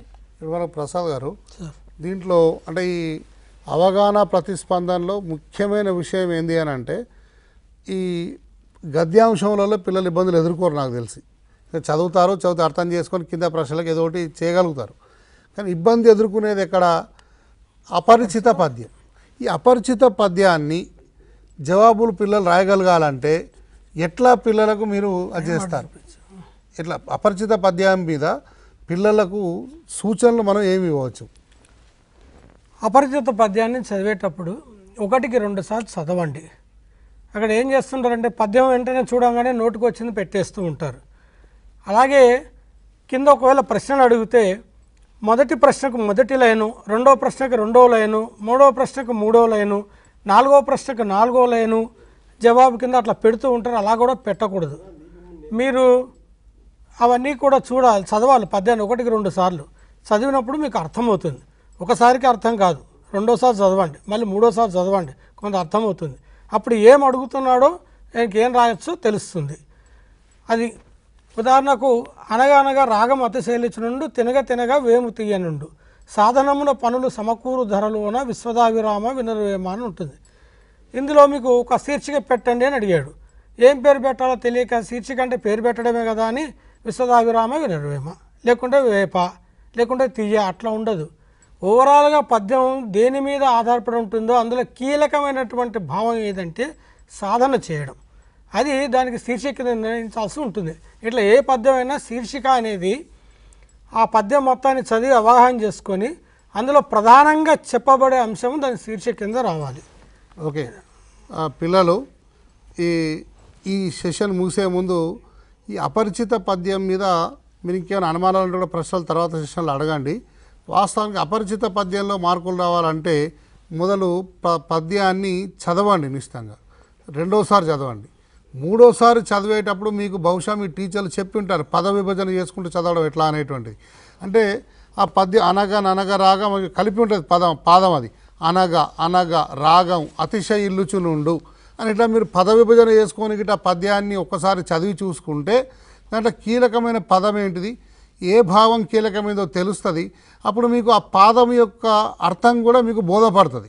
కాబట్టి విభజన చేసుకుంటూ చదవడం వల్ల మీకు ఆ పద్యం యొక్క సారాంశం భావం స్థూలంగా తెలుస్తుంది. అప్పుడు మీరు కింద ప్రశ్నలు చదివితే ఏం జవాబు రాయాలన్నది మీకు అర్థమవుతుంది. కాబట్టి ఈ రకంగా మీరు కొంత ఈ అవగాహన ప్రతిస్పందనలో అపరిచిత పద్యాల మీద ఎక్కువ అభ్యాసం చేయాల్సిన అవసరం ఉంటుంది. పేపర్ 2 అంటే 2వ పేపర్ తెలుగులో, ఈ 2వ పేపర్లో మనకు అవగాహన ప్రతిస్పందన, సృజనాత్మకత, వ్యాకరణాంశాలు అనే అంశాల మీద ప్రశ్నలు 40 మార్కులే ఉంటాయి. మనకి ఇంతకు రవీందర్ సార్ చెప్పాడు అవగాహన ప్రతిస్పందనలో 20 మార్కులు ఉంటాయి. అది పరిచిత పద్యము, అపరిచిత పద్యం, అట్లాగే పరిచిత గద్యం, అపరిచిత గద్యం. మనకు పరిచిత గద్యంలో పుస్తకంలో ఉండేటువంటి రామాయణం అనే ఉపవాచకంలోంచే పేరాలు ఇస్తారు. దానికి అనుబంధంగా ప్రశ్నలు అడగవచ్చు, ప్రశ్నలకు జవాబులు రాయమని అడగవచ్చు, లేదా మల్టిపుల్ చాయిస్ అడగవచ్చు, ఏదైనా పట్టిక అడగవచ్చు, లేకపోతే వివరణ అడగచ్చు, ఏదైనా అడగచ్చు. అది మీరు చదువుకొని ఉంటే మీరు రాయగలుగుతారు. అట్లాగే గద్యాంశంలో అపరిచిత గద్యం అనేది కూడా ఈనాటి సమకాలీన అంశాల్లో మీకు ఒక వార్తాపత్రికలు చదివే అలవాటు ఉంటే మీరు ఏదైనా రాయగలుగుతారు. కాబట్టి దాని మీద ఇబ్బంది పడాల్సిన అవసరం లేదు. ఇక మనకు పరిచిత పద్యంలో పుస్తకంలో చుక్క పద్యాలు ఇచ్చారు కాబట్టి ఇప్పటికే మీరంతా చుక్క పద్యాలు కంఠస్థం చేసి ఉంటారు. అయితే చుక్క పద్యాలు కంఠస్థం చేసినంత మాత్రాన లాభం లేదు. చుక్క పద్యాన్ని పాదభంగం లేకుండా రాయడాన్ని అభ్యాసం చేయండి మొదలు. రెండవది, చుక్క పద్యాల మీద అడిగే ప్రశ్నలు 2 రకాలుగా ఉంటాయి. ఒకటి పద్యపూర్ణం చేసి భావం రాయమనవచ్చు, లేదా ఆ పద్యానికి ప్రతిపదార్థం రాయమని అడగవచ్చు. కాబట్టి ఒక పద్యానికి 2 రకాలుగా మీరు అభ్యాసం చేసుకొని ఉంటే మీకు ఈ చుక్క పద్యానికి చెందినటువంటి 5 మార్కులు మీకు వచ్చినట్లే. అపరిచిత పద్యం గురించి రవీందర్ సార్ చెప్పింది జ్ఞాపకం ఉంటుంది. మీ స్థాయికి చెందినవి మీరు చదివితే అర్థమయ్యేటువంటివి చిన్న పద్యాలే అడుగుతారు. అంటే శతక పద్యాలు లాంటివి అడుగుతారు. శతక పద్యాలు అడుగుతారని చాలామంది ఏం చేస్తున్నారంటే కింది తరగతులలో ఉండే పాఠ్యపుస్తకాల పద్యాలే వస్తాయి అనేటువంటిది ఒక ప్రచారం చేసి దాన్నే మా జ్ఞాపకం చేసే పరిస్థితి కూడా ఉన్నది. కాబట్టి అట్లా కాదు, ఏ శతక పద్యమైనా రావచ్చు. చిన్నది వేమన సుమతి లాంటిది, కుమారి శతకం కానీ ఏదైనా కాను, మీరు చదివితే అర్థమయ్యే శతక పద్యాలు ఇస్తారు కాబట్టి మీరు నిర్బంధిగా ఉండండి. మీరు చేయాల్సింది ఏంటిది, ఎక్కడైనా ఒక చిన్న పద్యం తీసుకుంటే ఆ పద్యాన్ని నేను అర్థం చేసుకోగలుగుతున్నానా, ఈ పద్యానికి ఎలాంటి ప్రశ్నలు వస్తాయి, నేను ఏం చేయగలుగుతా అనేది మీరు కొంత అభ్యాసం చేయండి 10 రోజులలో. కాబట్టి మీకు ఈ అవగాహన ప్రతిస్పందనలో ఎక్కువ మార్కులు వచ్చేటువంటి అవకాశం ఉంటుంది. కాబట్టి 20కి 20 కూడా వస్తాయి మీకు. కాబట్టి దీని మీద కొంచెం దృష్టి పెట్టండి. రెండవ అంశం మనకు అతి ముఖ్యమైనది మనకు సృజనాత్మకత. సృజనాత్మకత వ్యక్తీకరణ అంటే తెలిసిన విషయాన్ని విభిన్న రూపాలలో రాయడమో లేకుంటే సమాచారాన్ని తెలుసుకొని రాయడమో ఉంటుందన్నమాట. కాబట్టి ఈ సృజనాత్మక వ్యక్తీకరణలో మనకు 12 పాఠాలున్నాయి. అసలు వాస్తవానికి ఎన్ని అంశాలు మనకు పుస్తకంలో ఇచ్చారు, మనం ఎన్ని చేయగలుగుతున్నాము, ఇంకెన్ని చేయలేరు అనేది మీకు ఒక అవగాహన ఉంటే ఆ ప్రకారంగా మీరు మిగతా ఈ 10 రోజుల్లో అయినా కానీ అభ్యాసం చేస్తే, దీంట్లో మనకు 3 అంశాలు ఇచ్చి 2 రాయమంటారు కాబట్టి దీంట్లో ఒక్కొక్క దానికి 5 మార్కులు చొప్పున ఉంటాయి కాబట్టి 10 మార్కులు మీకు వచ్చేటువంటి అవకాశం ఉంటుంది. ఇప్పుడు ప్రసాద్ గారు, సృజనాత్మక వ్యక్తీకరణలో 10వ తరగతి పాఠ్యపుస్తకంలో 12 పాఠాలున్నాయి. ప్రతి పాఠంలో 1 2 ఇచ్చినట్టున్నాం మనం. అయితే ఓవరాల్గా మొత్తం పాఠ్యపుస్తక రచయితగా మనం ఎన్ని అంశాలను మనం ఈ సృజనాత్మకతలో పొందుపరిచాం? మొదటి పాఠం నుంచి 12వ పాఠం వరకు మనం చూసుకుంటే మొత్తం మీద ఈ పాఠ్యపుస్తకంలో 14 వ్యవహార రూపాలు ఉన్నాయి. ఈ 14 వ్యవహార రూపాలు ఏమిటో మీరు ఒక్కోసారి చూసుకుంటే తెలుస్తుంటుంది. ఒకసారి ఆ స్లైడ్ మీద చూడండి. ఈ వ్యవహార రూపాలు ఏంటో మీకు కనిపిస్తూ ఉంటాయి. నినాదాలు, సూక్తులు, వ్యాసం, సంభాషణ, ఏకపాత్రాభినయం, ఆత్మకథ, వచన కవిత, కరపత్రం, అభినందన వ్యాసం, లేఖ, కథ, సంపాదకీయ వ్యాసం, ఇంటర్వ్యూ ప్రశ్నావళి, పీఠిక, ఈ రూపాలు మనకు ఉన్నాయి. ఈ రూపాల మీద మీరు వేటిని ఎలా చేయాలి అనేది బాగా తరువుగా ప్రిపేర్ అయి ఉంటే, సిద్ధమై ఉంటే మంచి మార్కులు వచ్చే అవకాశం ఉంటుంది. అయితే ఇక్కడ ఒక్క విషయం గుర్తుంచుకోవాలి సార్, గుర్తు చేయాలి పిల్లలకు. ఈ టెక్స్ట్ బుక్లో ఉన్న వ్యవహార రూపాలు ఇవే ఉంటాయి, కాకుండా అంశాలు మారుతాయి. అంటే ఇప్పుడు ఉదాహరణకు దానశీలం పాఠంలో దానగుణం కలిగి ఉండేయడం అనే విశిష్ట లక్షణాల మీద నినాదాలు రాయండి అని అడిగాడు అనుకోండి. నినాదాలు అనే రూపాన్ని పరీక్షలో కూడా అడగచ్చు, కానీ అంశం అది అడగకపోవచ్చు. తెలంగాణ గొప్పతనం తెలిసేటట్టుగా నినాదాలు రాయండి అని అడగచ్చు. అంటే అంశం మారుతుంది, కానీ వ్యవహార రూపాలు ఈ పుస్తకాల్లో ఉన్నవి ఉంటాయి. కాబట్టి ఈ వ్యవహార రూపం ఎట్లా రాయాలి అనేది బాగా అభ్యాసం చేయగలిగితే ఏ అంశం మీద అడిగినా మనం రాయవచ్చు. మరి బాగుంది. కాబట్టి పిల్లలు ఇక్కడ ఒక మంచి సూచన, 14 వ్యవహార రూపాలు. వ్యవహార రూపం అంటే ఏదో కొత్త పదం అని అనుకోకండి. అంటే భాష ఏ రూపాలనో దాని వ్యవహార రూపం అని అంటాం. అంటే కథ కానీ, పాట కానీ, గేయం కానీ, ఇట్లా ఇవన్నీ వ్యవహార రూపాలే. 14 నినాదాలు, సూక్తులు, కరపత్రం, వ్యాసం, సంభాషణ, నాటకీకరణ, ఏకపాత్రాభినయం, ఇవన్నీ కూడా మీ పుస్తకంలో ఉన్నాయి. వీటిని ఈ రూపాల్లో రాయడానికి వ్యవహార రూపాలు అని అంటాం మనం. వీటినే సృజనాత్మక వ్యక్తీకరణ అని కూడా అంటున్నాం మనం. అయితే ఈ సృజనాత్మక వ్యక్తీకరణలో 14 అంశాలున్నాయి. ఇప్పటి వరకు మనకు పబ్లిక్ ఎగ్జామినేషన్లు 2 అయిపోయినాయి. అంటే 2014, మన 2015, 16 అయిపోయింది. 17లో రాస్తున్నాం మనం మళ్ళీ. అంటే 3వ పబ్లిక్ ఎగ్జామినేషన్ వస్తున్నది. అయితే ఒక ప్రచారం ఏమున్నది ఫీల్డ్లో అంటే దాదాపు లేఖ వస్తుంది, మిగతాయి చదవాల్సిన పని లేదు అనేటువంటి ప్రచారం కూడా ఉన్నది. కానీ అది సరైనది కాదు. 14 వ్యవహార రూపాల్లో ఏదైనా రావచ్చు. కాబట్టి మనము ఏమేమి రాయగలుగుతున్నాం, ఇంకా ఏమేమి రాయడం అభ్యాసం చేయాలన్నది మీరు దృష్టిలో పెట్టుకుంటే అది మీకు మేలు చేస్తుంది. లేకుంటే ఇబ్బంది పడేటువంటి పరిస్థితి కూడా రావచ్చు. ఇప్పుడు మనకు ఫోన్ కాల్స్ వస్తున్నాయి. ఆ ఫోన్ కాల్స్ని బట్టి కూడా మనం సందర్భాన్ని దృష్టిలో పెట్టుకొని మాట్లాడదాం. ఫోన్ కాల్ ఇవ్వండి. హలో సార్, నమస్కారం సార్. నమస్తే, చెప్పండి. అదే తెలుగు 2వ పేపర్లో సార్. మీరు టీచరా, పిల్లలా? సార్ మేము పేరెంట్స్ సార్. పేరెంటా? ఓకే, చెప్పండి. ఏ ఊరు నుంచి మాట్లాడుతున్నారు? సార్ ఏ ఊరు నుంచి మాట్లాడుతున్నారు చెప్పండి. మాదా సార్, దౌలతాబాద్ నుంచి సార్. దౌలతాబాద్. ఓకే, దౌలతాబాద్, చెప్పండి. అయితే తెలుగు 2వ పేపర్లో సార్ అపరిచిత గద్యం ఉంటుంది కదా సార్. అపరిచిత గద్యంలో క్వశ్చన్లకు ఆన్సర్లు పూర్తి వాక్యంలో రాయమంటారా? ఒకసారి డౌట్ చెప్తారా సార్? ఓకే, అపరిచిత గద్యమా, పరిచిత గద్యమా? అపరిచిత గద్యం. పరిచిత గద్యం సార్. పరిచిత గద్యమా? పరిచిత గద్యంలో క్వశ్చన్లకు ఆన్సర్ పూర్తి వాక్యంలో రాయమంటారా లేదా ఎట్లా రాయమంటారు? ఒకసారి డౌట్ సార్, మాకు చెప్తారా? చెప్పండి ప్రసాద్ గారు. అయ్యా, మీరు పూర్తి వాక్యంలోనే జవాబు రాయాలి. అదే వాక్యం సంపూర్ణంగా రాసినప్పుడు మాత్రమే బాగుంటుంది. దశరథుడికి ఎంతమంది కుమారులు అంటే 4 అని షార్ట్ ఫామ్లో రాసినట్టు రాయకూడదు. దశరథ మహారాజుకు 4 కుమారులు అని రాసినప్పుడు అది వినసొంపుగా ఉంటుంది, వాక్యం బాగుంటుంది, జవాబు సరిగ్గా రాసినట్టు ఉంటుంది. కాబట్టి పూర్తి జవాబే రాయాలి.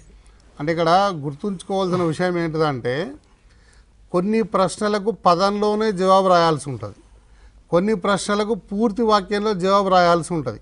సాధారణంగా పదాల్లో జవాబు రాసేటువంటి ప్రశ్నలు ఉండవు, చాలా రేర్ కేసులు అన్నమాట.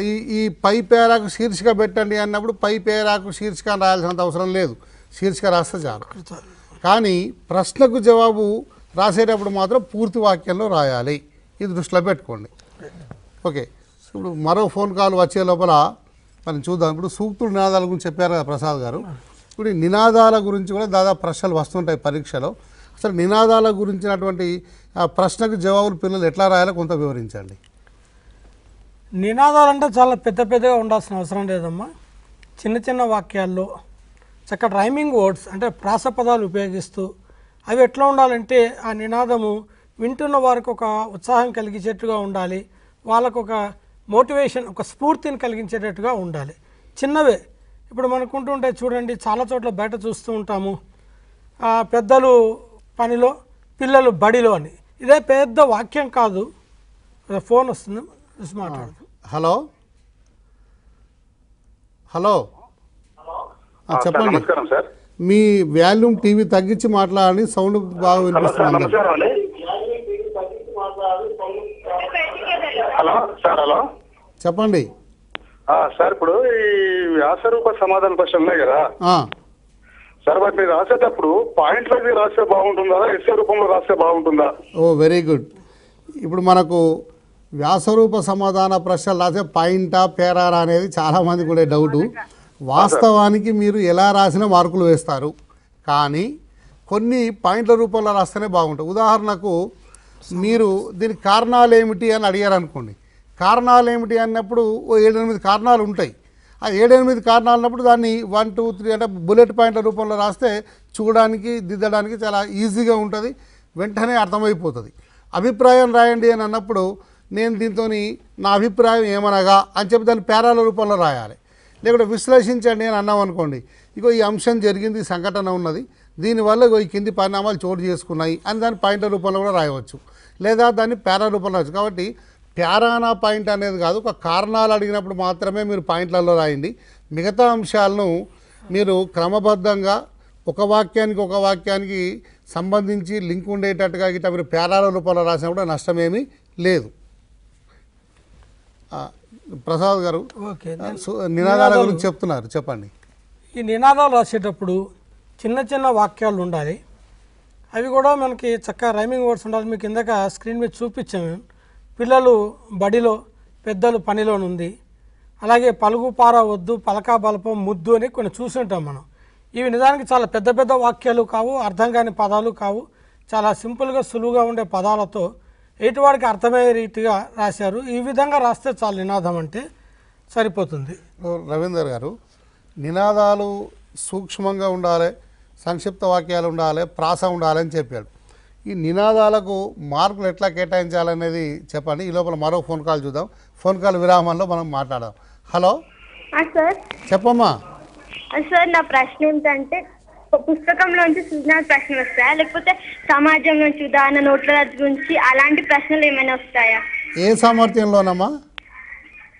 అంటే సార్ ఇప్పుడు ఉదాహరణ చెప్పమ్మా. Very good. మీ స్కూల్ పేరు చెప్పు, ఎక్కడి నుంచి మాట్లాడుతున్నా కూడా చెప్పమ్మా. నా పేరు స్వాతి సార్, నేను GTHS బొల్లారం నుంచి మాట్లాడుతున్నాను. ఓకే. అంటే సమాజంలోంచి వచ్చే, అంటే ఇప్పుడు ప్రకృతి కాలుష్యం గురించి అలాంటి గురించి వచ్చాయి కదా సార్, ఇలాంటి ప్రశ్నలు వస్తాయా? వినమ్మా, ఇప్పుడు మీకు ప్రశ్నలు అనేటువంటివి మనకు స్వీయ రచనలో ప్రశ్నలు వస్తాయి.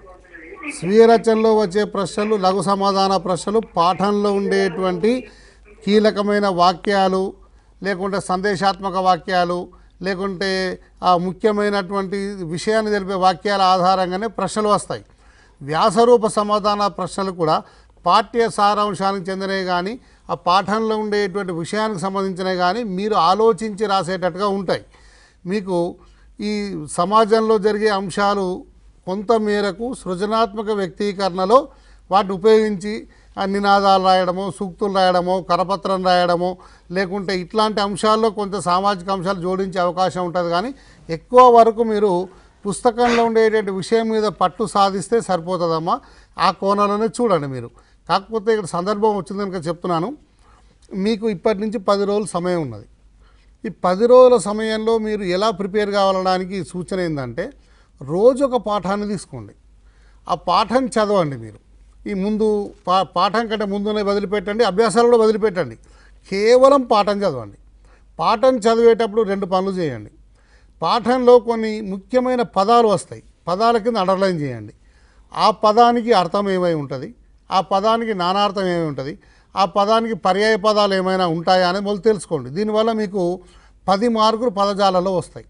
రెండవది, పాఠంలో కొన్ని ఇంపార్టెంట్ అంటే ప్రశ్నగా మార్చడానికి అనువైనటువంటి వాక్యాలు ఏమైనా ఉన్నాయో అండర్లైన్ చేయండి.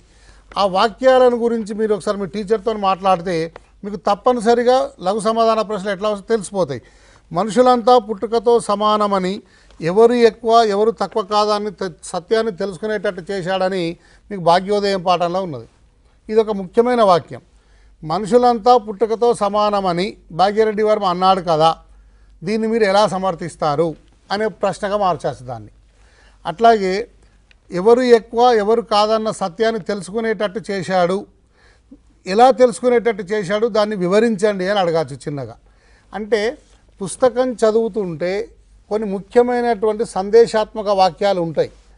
ఆ సందేశాత్మక వాక్యాలను మీరు అండర్లైన్ చేసుకుంటే అవి ప్రశ్నలుగా వస్తే జవాబులు ఎలా రాయాల్సి ఉంటుందో మీరు మీ టీచర్ని తెలుసుకుంటే సరిపోతుంది. అంటే ఇప్పటికే ఈ పని మీరు చేసి ఉంటారు. అదే రోజుకొక పాఠం తీసుకొని ప్రతి పాఠాన్ని చదువుకుంటూ పదాలు వాక్యాలు అండర్లైన్ చేసుకుంటే మీకు తెలుగులో ఏ ప్రశ్న వచ్చినా సమాధానం రాయడానికి మీకు అవకాశం ఉంటుంది. ఇప్పుడు మీరు సమాజం ఆధారంగా సామాజిక అంశాల ఆధారంగా ప్రశ్నలు వస్తాయని అడిగారు. మీకు మన కొత్త పాఠంలో ఉన్నది, చెరువుకు ఆనకట్ట కట్టిన తర్వాత దానికి అది వాళ్ళకి ఆదెరువు అయింది అన్నది. ప్రశ్న ఎట్లా రావచ్చు, చెరువును ఆదెరువు అని ఎందుకు అంటారు, చెరువు జీవనాధారం అని ఎందుకు అంటారు. పాఠంలో ఈ వాక్యం ఉన్నది కానీ ప్రశ్న సమాజానికి సంబంధించింది. కాబట్టి పుస్తకంలో ఉండేటువంటి వాక్యాలు మీరు జాగ్రత్తగా గమనిస్తే అది సమాజానికి సంబంధించినవి దొరుకుతాయి, విషయానికి సంబంధించినవి ఉంటాయి. మీరు ఏ ప్రశ్న వచ్చినా కానీ సమాధానం రాయడానికి మీరు సిద్ధంగా ఉంటారు. ఈ కోణంలో ఆలోచించండి అమ్మ. మరో ఫోన్ కాల్ చూద్దాం మనం. హలో హలో సార్, చెప్పండి అమ్మా. మీ పేరు మీ స్కూల్ పేరు కూడా చెప్పండి. నా పేరు రేష్మా బేగం సార్. నేను జీజీహెచ్ఎస్ గవర్నమెంట్ గర్ల్స్ హై స్కూల్లో చదువుతున్నాను. ఎక్కడ? ఏ ఊరు? ఇది Bollaram sir. Okay, same school. చెప్పమ్మా. కీలక పదాలతో సమాధానం రాస్తే సరైన మార్కులు మార్కులు పడతాయా సార్? తప్పకుండా పడతాయమ్మా. ఇంతకుముందు మరొకసారి మీరు స్క్రీన్ పైన చూడండి, మార్కులు కేటాయించే విధానం ఉంటుంది. మీరు ఒకసారి స్క్రీన్ పైన చూడండి. అయితే సార్ ఇప్పుడు ఉదాహరణకి జీవన భాష్యం పాఠ్యం తీసుకున్నట్లయితే దాంట్లో ఒక ప్రశ్న తీసుకుంటే ఇప్పుడు విద్యార్థికి అంతే అందులో ఉంది కదా సార్ ఎదురు, అయితే దానికి సంబంధించిన సమాధానానికి పదాలు వాడినట్లయితే కరెక్ట్ గా మార్కులు పడతాయా? వినమ్మా, ఏ ప్రశ్నకైనా 3 అంశాలు జ్ఞాపకం పెట్టుకోండి.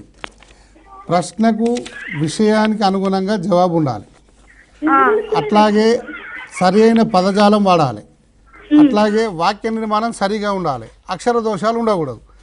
మీరు విషయాన్ని సరిగా రాసి ఈ 3 అంశాలు అంటే మంచి పదాలు, తప్పులు లేకుండా వాక్య నిర్మాణం, అక్షర దోషాలు లేకుండా రాస్తే మొత్తం మార్కులు పడతాయమ్మా. అది ఏ ప్రశ్న అయినా కావచ్చు, ఎక్కడి నుంచైనా రావచ్చు. ఓకే, నెక్స్ట్ మనకు రవీందర్ గారు ఈ నినాదాలు సూక్తుల గురించి ప్రసాద్ చెప్పాడు. ఈ నినాదాలు సూక్తులకు వాస్తవంగా మార్కులు ఎట్లా కేటాయిస్తారు పరీక్షలో? వాస్తవానికి నినాదాలు సూక్తులు ఒకటే కాదు, విషయానికి అనుగుణంగా రాస్తే 2 మార్కులు, నినాదాలలో అయితే కేవలం నినాదాలలో అయితే ప్రాసపదాలని ఉపయోగించి రాస్తే 1 మార్కు. ఇక మిగతా అన్నిటికీ వాక్య నిర్మాణము అక్షర దోషాలు లేకుండా రాయడం దానికి 1 మార్కు, దీనికి 1 మార్కు ఉంటుంది. అయితే ఇక్కడ వాక్య నిర్మాణం సరిగ్గా ఉన్నట్టయితే 1 మార్కు తప్పకుండా మనకు వస్తుంది. అలాగే అక్షర దోషాలు లేకుండా పూర్తిగా చాలా బాగా రాసినట్టయితే 1 మార్కు వస్తుంది. ఇవి రెండింటికి అన్నిటికీ కామన్. అంటే ఇక్కడ స్వీయ రచన ప్రశ్నలు కానీ సృజనాత్మక ప్రశ్నలు కానీ ఏ ప్రశ్నలకైనా అక్షర దోషాలు లేకుండా రాస్తే 1 మార్కు కట్ కాకుండా ఉంటుంది. వాక్య నిర్మాణ క్రమం సరిగ్గా ఉన్నట్టయితే 1 మార్కు తప్పకుండా ఉంటుంది. ఇక మిగతా అంశాలు ఆ ప్రశ్నలకు సంబంధించినటువంటి వాటి మీద ఉంటుంది. నినాదాలు సూక్తులకైతే ప్రాసపదాలని ఉపయోగించుకుంటూ రాసినట్టయితే 1 మార్కు యాడ్ అవుతుంది. విషయానికి అనుగుణంగా ఉన్నట్టయితే విషయం తప్పకుండా ఉండాలి. నినాదాలు రాయమన్నారు కదా అని చెప్పేసి మన నోటికి వచ్చిన నినాదాలు రాయడం కాదు, దానిలో ఏ అంశం మీద నినాదాలు రాయమన్నారు, ఆ అంశానికి సంబంధించినటువంటి విషయం ఉన్నదా లేదా, ఆ విషయానికి సంబంధించినటువంటి అంశాలు ఉన్నట్టయితే తప్పకుండా దానికి 2 మార్కులు వస్తాయి. ఓకే, మరో ఫోన్ కాల్ చూద్దాం మనం. Hello hello hello hello sir, చెప్పండి. ఏకపాత్రాభినయం అంటే ఎలా రాయాలి సార్ అది? ఓకే, మరి ప్రసాద్ గారు చెప్తారు. ఏకపాత్రాభినయం గురించి చెప్పండి ప్రసాద్. బాబు, ఏకపాత్రాభినయం అంటే మనకు డాష్ మీద డైరెక్ట్గా నటిస్తున్నట్టుగా నటించడమే. ఇప్పుడు ఆత్మ కథ ఏకపాత్రాభినయం ఈ రెండింటి దగ్గర చాలామందికి సందేహం ఉంది. ఆత్మకథ ఏమో తనకుండే అనుభవాన్ని గురించి చెప్పుకోవడం ఆత్మకథ అవుతుంది. ఏకపాత్ర అంటేనేమో కళ్ళ ముందు ఒక క్యారెక్టర్ వచ్చి నిలబడి నటిస్తున్నట్టుగా ఉండడం ఏకపాత్ర. అది కేవలం చారిత్రకమైన పాత్రలే కాక్కర్లేదు. చాలామంది ఏకపాత్ర అంటే దుర్యోధనుడో లేకపోతే రుద్రమదేవో ఏదో చారిత్రక అంశాలకే ప్రాధాన్యత ఇస్తూ ఉంటారు. అదే కాకుండా ఈ ఏకపాత్ర సాంఘికంగా ఉన్నటువంటి నాయకులకు సంబంధించి కూడా గాంధీ ఏకపాత్ర వేయచ్చు, అంబేద్కర్ది కూడా వేయచ్చు. అంటే ఏకపాత్ర వేయడానికి సంభాషణ రాసుకోవాలి మనం. ఇప్పుడు వ్యాసుడు ఏకపాత్ర అభినయం అడిగారు మొన్న ఒక స్కూల్లో పిల్లలు చేశారు. మీకు ఉదాహరణ చెప్తున్నా. ఇక్కడ ఆయన కాశీపట్టణంలో వచ్చి భిక్ష అడగటం ఆయన రాసుకున్నాడు ఆ పేపర్ మీద, ఎదురుకుండా ప్రదర్శించాడు అన్నమాట. భవతి భిక్షాందేహి, ఏమిటి ఇంకా అన్నం ఉండలేదా, సరే పక్కింటికి వెళ్ళొస్తాను అంటే తను అక్కడ నటిస్తున్నట్టుగా రాసుకున్నాడు. ఇట్లా ఏకపాత్ర నటించడానికి అనుకూలంగా ఉండేటట్టు రాయాలి, దాన్ని ప్రదర్శన యోగ్యంగా ఉండాలి, అది ఏకపాత్ర. అంటే ఇక్కడ మీరు వినండి, ఏకపాత్ర అంటే ఏ పాత్ర గురించి అయితే రాయమంటారో ఆ పాత్రను అర్థం చేసుకోవాలి. ఆ పాత్ర తనలో తాను మాట్లాడుకుంటున్నట్టుగా మీరు దానికి చెందినటువంటి ఒక విషయాన్ని రాసుకుంటే ఏకపాత్ర అయితే దాన్ని అభినయం చేస్తాం మనం. ఇది జ్ఞాపకం పెట్టుకోండి. మరో ఫోన్ కాల్ వస్తున్నా, చూద్దాం మనం. హలో హలో, నమస్కారం సార్. చెప్పండి. ఇప్పుడు కవి పరిచయం రాసేటప్పుడు సార్, కవి పరిచయం రాసేటప్పుడు ఆర్డర్ వైజ్ రాయాలా, ప్యాసేజ్ లాగా రాయాలా, అదొక డౌట్ సార్. అమ్మ, మీరు ఏ స్కూల్ నుంచి మాట్లాడుతున్నారు? SRKV అండి, ఆలేరు. ఆలేరు. ఓకే, మీ పేరు? వసంత. టీచరా అమ్మ మీరు? అవునండి. ఓ, వెరీ గుడ్. చెప్పమ్మా రవీందర్ గారు. ఇప్పుడు కవి పరిచయం వస్తుంది కదా సార్, కవి పరిచయం వచ్చినప్పుడు పారాస్ వైజ్ గా రాయాలా లేకపోతే ఆర్డర్ వైజ్ గా రచనలు కాలము అలా ఆర్డర్ వైజ్ ఓకే. వసంత గారు, మామూలుగా ఇది స్వీయ రచన ప్రశ్నలు అండి. స్వీయ రచన ప్రశ్నలు ఏవి కూడా మనం ఆర్డర్ వారిగా అంటే కవి పేరు, చాలామంది పిల్లలు ఏం రాస్తున్నారంటే కవి పరిచయం రాయమనగానే కవి పేరు, కాలం, తర్వాత ఆయన రచనలు ఈ రకంగా రాస్తూ వెళ్తున్నారు. కానీ అట్లా కాకుండా వాక్య రూపంలో పారాగ్రాఫ్ రూపంలో మాత్రమే రాయాలండి. ఇవి వాక్య నిర్మాణ రూపంలో రాసినట్టయితేనే అది స్వీయ వ్యక్తీకరణ జరుగుతుంది.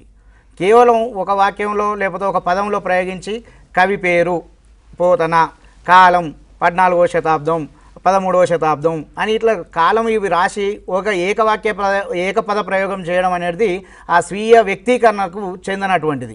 కాబట్టి స్వీయ రచనలో మనం పూర్తిగా వ్యక్తీకరణ చేయాలి కాబట్టి వాక్య రూపంలో పారాగ్రాఫ్ రూపంలో రాస్తే చాలా బాగుంటుందండి. ఓకే, మరో ఫోన్ కాల్ చూద్దాం. హలో, చెప్పండి.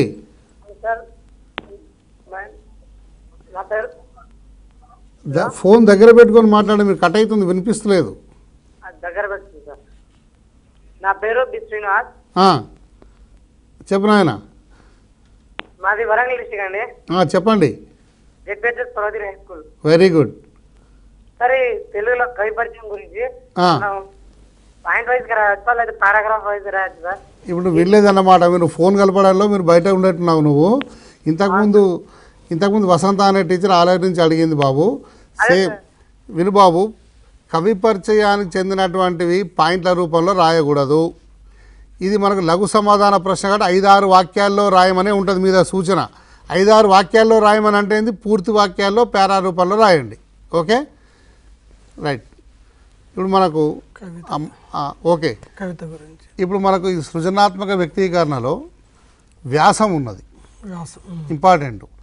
వ్యాసం అసలు ఎట్లా రాయాలి, వ్యాసానికి చెందినటువంటి యొక్క విషయం ఏంటిది ప్రసాద్ గారు? వ్యాసం అంటేనే వివరించి రాయడం. నిజానికి దేని గురించైనా వ్యాసం రాసినప్పుడు ఆ ఒక విషయంలో అంశాలని విభజించాలి. ఆ టాపిక్కి సంబంధించిన విషయం రాయాలి, అట్లాగే దాన్ని విషయం ఏంటో దాన్ని 2-3 పేరాల్లో వివరించాలి, ఎట్ లాస్ట్కి ముగింపు ఒకటి ఇవ్వాలి. ఇలా విభజించుకుంటూ రాస్తే వ్యాసం అందంగా ఉంటుంది. దాంట్లో మీరు స్క్రీన్ మీద చూసినట్టయితే ఒక విషయంలో అంశాలను విభజించి రాయడమే వ్యాసం అని చెబుతున్నాం. దీనిలో ఉపోద్ఘాతం ముఖ్యం, అట్లాగే విషయాన్ని 1-2 పేరాల్లో వివరించగలగాలి, చివరికి ముగింపుకు ఒక చిన్న పేరా రాయగలగాలి. దీనికి మార్కులు కేటాయింపు. ఉపోద్ఘాతానికి 1 మార్కు, విషయ వివరణకు 2 మార్కులు ఉంటాయి, ముగింపుకు 1 మార్కు ఉంటుంది. అన్నిట్లో ఉన్నట్టే వాక్య నిర్మాణం అక్షర దోషాలు లేకుండా ఉంటే 1 మార్కు వస్తుంది. ఈ విషయాన్ని దృష్టిలో పెట్టుకోండి పిల్లలు. అంటే ఇప్పుడు వ్యాసాలు కూడా కొన్ని సందర్భాల్లో మీకు సృజనాత్మక ప్రశ్నలుగా వచ్చే అవకాశం ఉంటుంది కాబట్టి వ్యాసం అంటేనే విభజించి రాయడం. కాబట్టి తప్పనిసరిగా ఏ విషయం గురించి రాసినా ఉపోద్ఘాతం దానికి చెందినటువంటి ప్రాథమిక వివరాలు ఇట్లా రాసుకుంటే ఉపోద్ఘాతం అంటాం మనం. ఆ తర్వాత రెండవది విషయ వివరణ ఉంటుంది, ఆ తర్వాత చివరకు ముగింపు ఉంటుంది. అంటే స్థూలమైనటువంటి విభజన ఇది. ఈ స్థూలమైన విభజన దృష్టిలో పెట్టుకొని గిట్లా మీరు రాస్తే దానికి మార్కులు అనేవి కేటాయిస్తారు. అట్లాగే మనకు మిగతా అంశాలు కూడా ఉన్నాయి సృజనాత్మకతలో. అంటే మనకు సంభాషణ కానీ అంటే చాలా విషయాలు ఉన్నాయి. ఈ సంభాషణకు చెందినటువంటి విషయాలు ఏంటిది ప్రసాద్ గారు? సంభాషణ అంటే కనీసం 2 పాత్రల్లో ఒకరితో మాట్లాడినట్టుగా ఉండాలి, ఒకరే మాట్లాడడం ఉండదు. అదే మీకు నేను స్క్రీన్ మీద ఒకసారి మీరు పిల్లలు చూడండి. ఒక సంఘటన ఆధారంగా ఏదైనా ఒక అంశం మీద 2 పాత్రలు అంటే 2 వ్యక్తులు మాట్లాడడమే సంభాషణ. ఇది రాసేటప్పుడు కనీసం ఒక్కో పాత్రకు 5 వాక్యాలు రాయగలగాలి. దీనికి సంబంధించి మార్కులు కేటాయింపు ఎలా ఉంటుంది పరీక్షల్లో మీరు చూడండి. పాత్రోచిత సంభాషణ రాసినప్పుడు 3 మార్కులు, ఇక వాక్య నిర్మాణానికి 1 మార్కు, అక్షర దోషాలు లేకుండా రాస్తే 1 మార్కు. ఇందులో ముఖ్యమైనది ఏంటంటే పాత్రోచిత సంభాషణలు. 2 వ్యక్తులను తీసుకున్నప్పుడు ఆ వ్యక్తుల మధ్య సంభాషణ ఎట్లా ఉండాలి, ఏ పాత్రకు అనేది ముఖ్యం. దాని ప్రకారంగా సంభాషణ రాసుకుంటూ వెళ్ళాలి. 2 కలిపి ఒక 10 వాక్యాలు రాయగలగాలి. అంటే మనకు సంభాషణ కూడా మీకు చాలా సందర్భాల్లో మీకు ప్రశ్నలు వచ్చే అవకాశం ఉంటుంది. అయితే సంభాషణ అన్నప్పుడు చెప్పాడు అంటే 2 కాదు, ఎక్కువ మంది కూడా ఉండవచ్చు. ఏదైనా ఒక సన్నివేశం ఇచ్చి వారు ఏం మాట్లాడుకుంటున్నారో సంభాషణలు రాయండి అని కూడా అడగవచ్చు. అయితే ఇక్కడ మనది పరీక్ష కాబట్టి మీరు కొంత దీనికి పరిమితి కూడా ఉంటుంది. ఏ పాత్ర తీసుకున్నా దానికి చెందినటువంటి ఒక 5 వాక్యాలు మాట్లాడేటట్టునే సంభాషణలు రాయాల్సి ఉంటుంది. అంటే ఒకవేళ 3 పాత్రలు ఉంటే కనీసం 4, 2 పాత్రలు ఉంటే 5 వాక్యాలు. ఇప్పుడు అక్కడ ఒక దుకాణంలో దుకాణదారుకు తర్వాత వస్తువులు కొనడానికి వెళ్ళేవాడి మధ్య ఏం సంభాషణ ఏదో రాయండి అని అంటే దుకాణదారు ఈయన కొనడానికి వెళ్ళిన వ్యక్తి, ఆయన గురించి 5 వాక్యాలు, ఈయన మాట్లాడిన 5 వాక్యాలు రాయాలి. 3 వెళ్ళారనుకోండి, అప్పుడు 3 పాత్రలు ఇన్వాల్వ్ అయ్యేటట్టుగా 12 నుంచి 15 వాక్యాలు మించకుండా మీరు సంభాషణను ప్లాన్ చేసుకొని రాయాల్సి ఉంటుంది. కాబట్టి ఈ అంశాలను దృష్టిలో పెట్టుకొని సంభాషణ రాయండి. అట్లాగే మనకు దీంట్లో ఏకపాత్రాభి గురించి చెప్పాడు ప్రసాద్. ఇప్పుడు మనకు మరో ప్రక్రియ ఉన్నది, ఆత్మకథ అని ఉన్నది. అది ఇప్పుడు ఈ ఆత్మకథ గురించినటువంటి విషయాలు ఏంటిది రవీందర్ గారు? మామూలుగా ఆత్మకథ అంటే ఎవరి స్వీయ అనుభవాలను వారు చెప్పుకోవడం ఆత్మకథ. ఇక్కడ స్వీయ అనుభవాల్ని ఎట్లా చెప్పుకోవడం, ఉత్తమ పురుషులో చెప్పుకోవాలి. ఉత్తమ పురుష అంటే నేను, మేము అని. ఈ ఉత్తమ పురుషులో చెప్పుకొని తన స్వీయ అనుభవాల్ని ప్రకటించడం ఆత్మకథ అంటాం. కేవలం మనుషులే కాదు ఇది ఆత్మకథలో చెప్పుకోవడం. చెట్లు ఆత్మకథని చెప్పవచ్చు, చెరువును ఆత్మకథ చెప్పుకోవచ్చు, జడ పదార్థాలని ఇతర ప్రాణుల్ని కూడా ఆత్మకథ రూపంలో మనం రాయొచ్చు, చెప్పించవచ్చు. అంటే స్వీయ అనుభవం ముఖ్యం ఇక్కడ ఆత్మకథలో. ఈ స్వీయ అనుభవాన్ని ప్రకటించడం అది ఉత్తమ పురుషులు నేను అని చెప్పుకోవడమే ఆత్మకథ. దీనికి మార్కుల కేటాయింపు మనం చూసినట్టయితే పాత్రోచితమైనటువంటి మాటలకు 2 మార్కులు, తగిన పదజాలం వాడినట్టయితే 1 మార్కు, కరెక్ట్గా వాక్య నిర్మాణం ఉన్నట్టయితే 1 మార్కు, దోషాలు లేకుండా రాస్తే 1 మార్కు. దీనికి మనం మార్కుల కేటాయింపు చేసుకోవచ్చు. ఓకే, ఇప్పుడు మరో ఫోన్ కాల్ వస్తుంది చూద్దాం మనం. Hello hello hello sir. చెప్పండి, ఏ ఊరు, ఎక్కడి నుంచి మాట్లాడుతున్నారు? మేము సింగితం గ్రామం సార్ మాది. వెరీ గుడ్, చెప్పు నాయన. నా పేరు సంతోష్, సింగితం నుంచి ఫోన్ చేస్తున్నాం. Very good. అయితే మేము కరపత్రం రాయాలనుకుంటున్నాం సార్.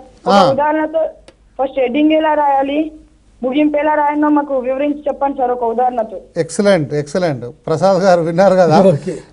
నెక్స్ట్ నేను ప్రసాద్ అదే ప్రశ్న అడుగుదాం అనుకున్నా బాబు, నువ్వే అడిగావు, నీకు అభినందనలు. చెప్పు ప్రసాద్. Thank you. కరపత్రం అనేది మనము ఇంగ్లీష్లో పాంప్లెట్ అంటున్నాము. అయితే ఈ కరపత్రాన్ని రాసేటప్పుడు ఒకసారి ఎట్లా రాయాలో అడిగావు కాబట్టి బాబు స్క్రీన్ చూడండి, ఒకసారి అర్థమవుతుంది. స్లైడ్ మీద వేస్తున్నాను. కరపత్రం అంటేనే చేతిలోని కాగితం అని అర్థం. దీన్ని ఇంగ్లీష్లో పాంప్లెట్ అంటారు.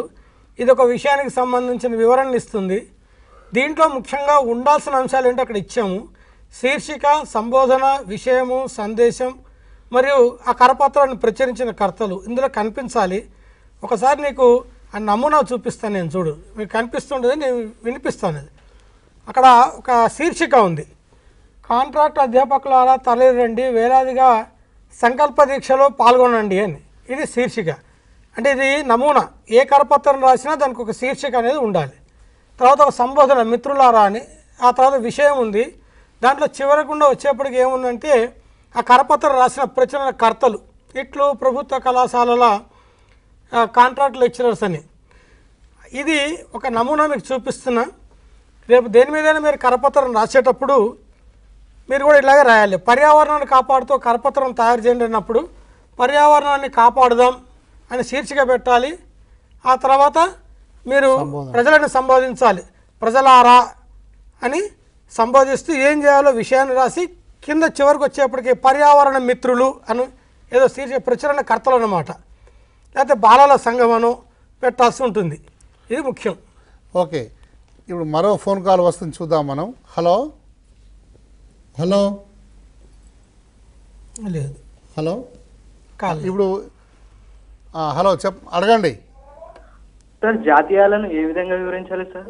ఓకే, ఇప్పుడు మీకు జాతీయాలను వివరించండి అని అంటే అసలు జాతీయం అంటేనే అదొక ప్రత్యేక పదం. అది అంటే వ్యవహారం. ఫర్ ఎగ్జాంపుల్ కాలుకు ములుగు మనది కాలికి బుద్ధి చెప్పారు అని ఉంటుంది. కాలికి బుద్ధి ఎప్పుడు ఉండదు. కాలికి బుద్ధి చెప్పడం అంటే ఏంది, అక్కడి నుంచి పరిగెత్తాడు అని అర్థం. అది అంటే ఆ పదానికి వ్యవహారార్థమే ఉండదు.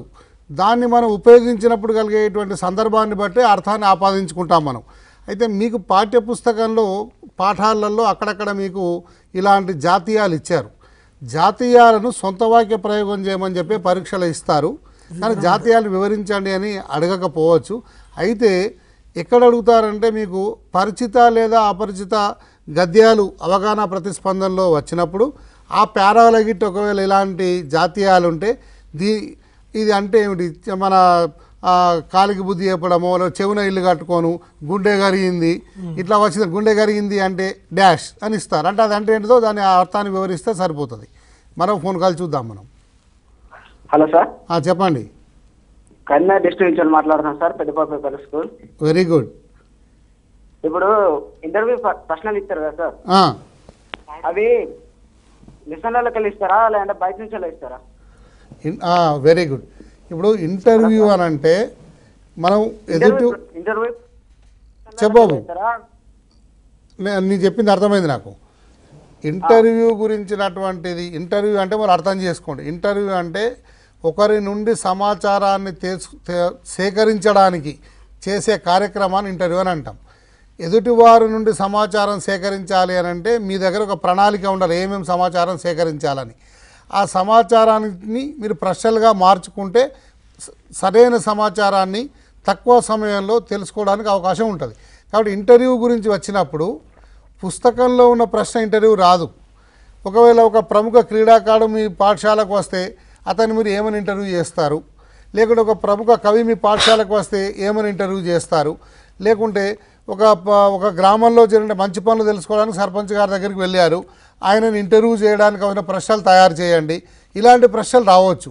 మీరు ప్రాక్టీస్ చేయాల్సింది ఏంది ఇక్కడ అంటే ప్రశ్నలు ఏం అడగాలి అనేది ప్రాక్టీస్ చేయాలి. ఇందులో కొన్ని బేసిక్ టిప్స్ ఉంటాయి. ఎవరి దగ్గరికి వెళ్ళినా వారి జీవిత విశేషాల గురించి, వ్యక్తిగత వివరాల గురించి కొన్ని ప్రశ్నలు, అంటే మీ పేరు, మీ ఊరు, మీరు ఎక్కడ చదువుకున్నారు, మీ విశేషాలు ఏంది అని. రెండవది వారు చేసినటువంటి సేవ, మీరు ఏమేమి పనులు చేశారు, ఎందుకు గొప్పతనం వచ్చింది. మూడవది మీరు మా పిల్లలకి ఇచ్చే సందేశం ఏంటిది అని. ఇట్లా మీరు ఎవరి దగ్గరికి వెళ్ళినా కొన్ని బేసిక్ క్వశ్చన్లను గిట్లా మీరు ఐడియా పెట్టుకుంటే ఎవరినైనా మీరు ఇంటర్వ్యూ చేయవచ్చు. క్రీడాకారుల దగ్గరికి పోయినా, కవి దగ్గరికి పోయినా, రాజకీయ నాయకుడికి పోయినా, ఓ బ్యాంకుకి పోయినా కానీ. కాబట్టి ఇంటర్వ్యూ అంటే ప్రశ్నలు ఏం అడగాలన్నది మీరు ఒక ఐడియా పెట్టుకుంటే మీరు కొంచెం ప్రాక్టీస్ చేస్తే సరిపోతుంది అది. ఓకే, మరో ఫోన్ కాల్ వస్తుంది, చూద్దాం మనం. హలో హలో సార్, చెప్పండి. నేను 10th క్లాస్ చదువుతున్నా. ఏ ఊరు? మిర్యాలగూడ. Very good. చెప్పు నాయన. మిర్యాలగూడ. మిర్యాలగూడ అర్థమైంది, 2 సార్లు అయిపోయావు కదా.